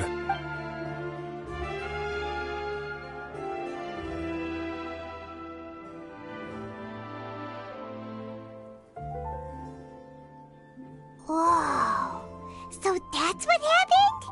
Focalor destroyed the divine throne of the Hydro Archon and restored your power to you, transforming you into a fully fledged elemental dragon sovereign! But Paimon still doesn't quite get what you did to save the Fontainians from dissolving. For me, the authority of the ancient dragons refers to absolute control over the hydro element. Fontainians were incomplete humans born of Egeria's use of the power of the primordial sea, with constitutions similar to that of mimics. But so long as those primordial energies remain within them, I could use the ancient dragon's authority to grant them true blood, after the fashion in which life was first brought into being on this planet. In other words, when I gave my verdict, Fontainians became true humans, and thus would naturally no longer be dissolved by water from the primordial sea. Focalor must have counted on you to make that decision as well. Your verdict was the key to making the prophecy appear to have come true while saving everyone. Yeah, and in a manner of speaking, Focalor finally managed to fulfill the original Hydro Archon's wish to turn Oceanids into real people too! It seems from your expressions that you still have more things you wish to ask. Ask away. I will tell you the truth as I know it. I have investigated his case along many avenues, and I have learned that he once fell into an unknown chasm when he was young. There, by chance, he awakened the all-devouring narwhal. But whether it be by sentiment or reason, that should not have been enough to consider him the root cause of the disaster. As for the judgment passed by the oratrice during the trial, whether it was due to that liability by association or Focalors deliberately using him to buy time for us on the assumption that he would be able to hold the creature off, I cannot say. Guess Focalors had Fontainians in mind the whole time. Hang on a second. Paimon suddenly got another question. Back when Fontainians hadn't yet become real humans, were the children they had also transformed Oceanids? Life has always flowed like water. Do you recall how Fontainians would often come to the Fountain of Lucine to pray for children? Yeah, Lynette said the fountain is where all the waters in Fontaine converge. In truth, even those couples did not know that such prayers were no mere custom. Those Oceanids who were blessed within the spring water would later descend as new humans in the coming months. Paimon sorta gets it now. Ask away. I will tell you the truth as I know it. Yeah, about that. Risley said Farina has already left. Ah, Lady Farina. The people are only aware that her death sentence has not been carried out. She abdicated the post of Hydro Archon and left affairs related to that title to me. I related Focalors' words to her faithfully and completely. After hearing them, she seemed neither saddened nor comforted. She simply said that she was tired and needed to rest. Having said that, she then packed her things and moved out of the opera house, not unlike how an ordinary person might. But she's still got a place to stay, right? You need not worry. I will make arrangements to ensure that she will not want for food, clothing, board, or travel. In truth, I am somewhat happy for her. The wear and tear on her spirit will, of course, take time to heal. But now that she no longer has to play the role of Focalors the Hydro Archon, she can finally lay down her burdens and lead a normal life. What about you, then? What are your plans now that you've regained your full powers as the Hydro Dragon? After Focalors passed on, the Oratrice also ceased to function. This matter will directly affect our trials. After much careful consideration, I've decided to take over its role in our courts. Looks like you're still considering stuff from the perspective of the Udex, huh? As an elemental dragon, there are indeed many things that I must do. But this power and this duty, in a manner of speaking, you could say that both were granted to me. As such, before I attend to my other responsibilities, I must first and foremost continue to serve Fontaine as its highest judge. Additionally, the Hydro Archon's departure has brought about another problem, which is that the Opera House shall no longer produce indemnitium. That's true. That power was derived from the people's faith in the Hydro Archon, wasn't it? Wait, but the various mechs and machines in the city are all still okay. As I am now, I have full command over New Musia, and it can serve as a complete substitute. Another reason why I cannot quite leave Fontaine immediately. Wow. This ancient dragon's authority stuff is really quite useful, huh? Ask away. I will tell you the truth as I know it. Oh, that's right! They say you've given it to the knave as a diplomatic gift or something! Leaving aside their intentionality, the two Fatui Harbingers have indeed done much for us during this crisis. Their sole remaining goal in Fontaine, at least at this point, would seem to be the Gnosis. The Oratrice has ceased to function.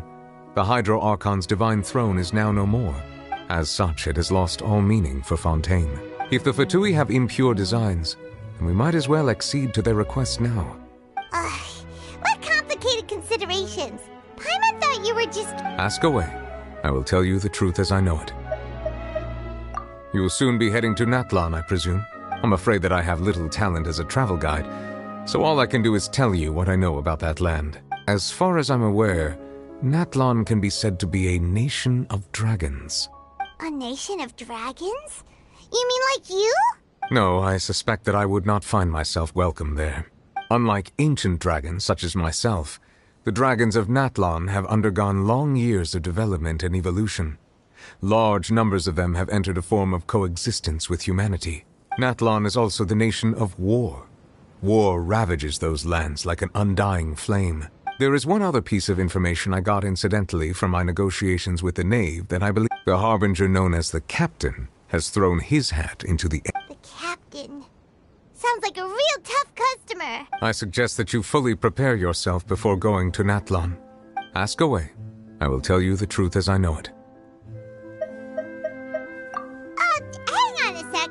When we spoke to Linny earlier, he mentioned that your attitude towards giving away the Gnosis had clearly changed. We guessed that there might be some reason for it that only you were aware of.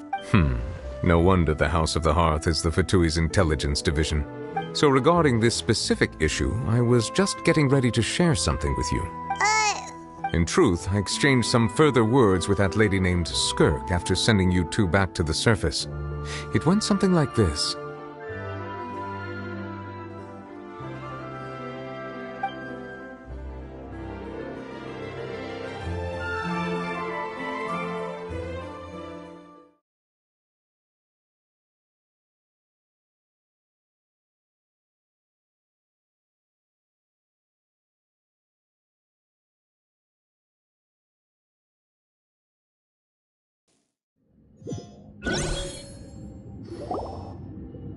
Well, we're going to head topside to see what's going on. You hurry over soon as well, all right, Nervalet? What next?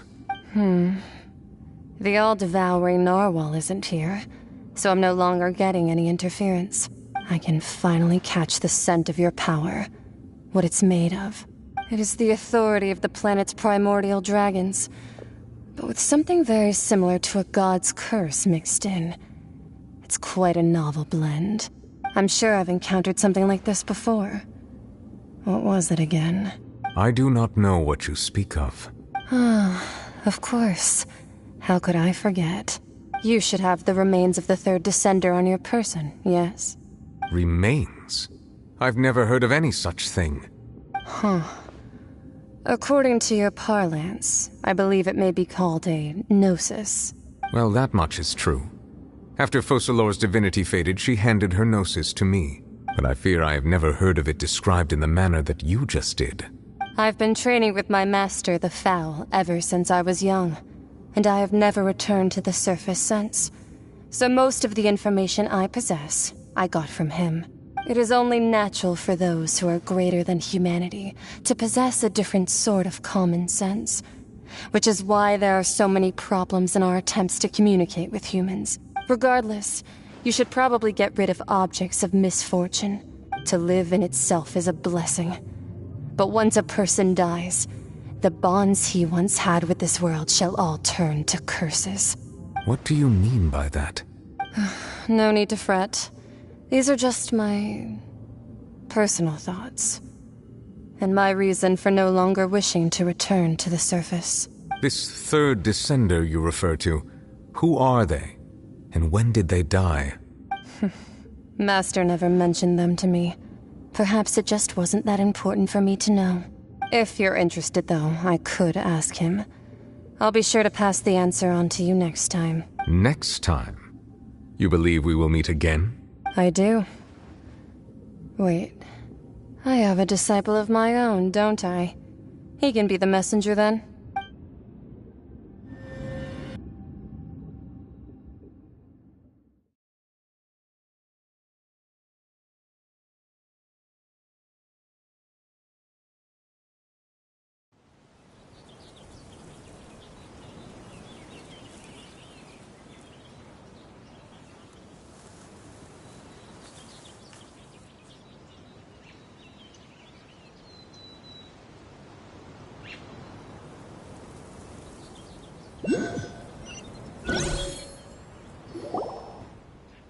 That's what she told me.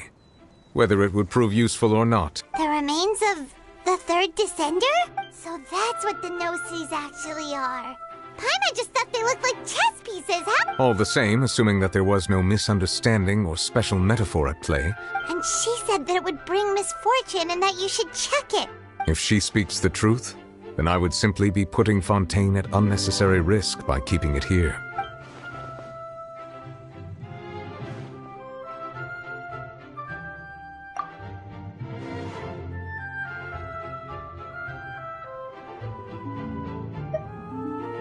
I guessed that you might already be familiar with this concept.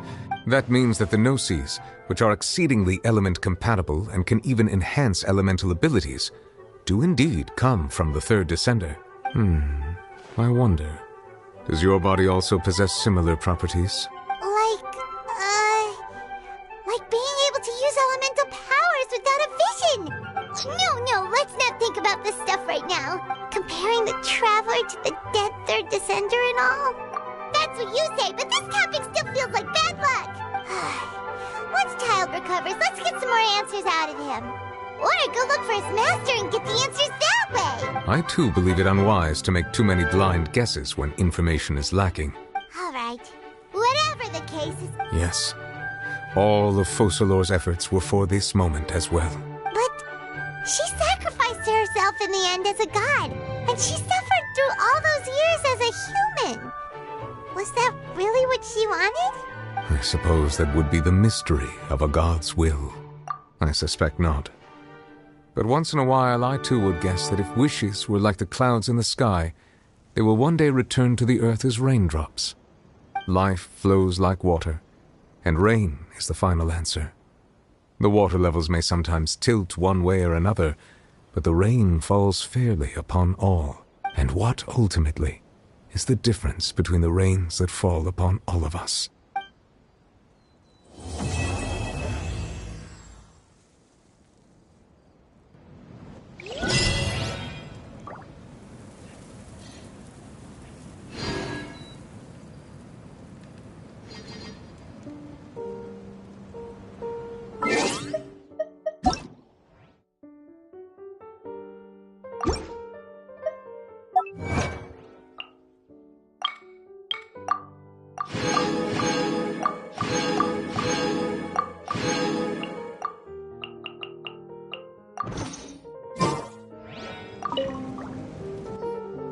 It seems from your expressions that you still have more things. Ask away. I will tell you the truth as I know it. I suggest that you fully prepare yourself.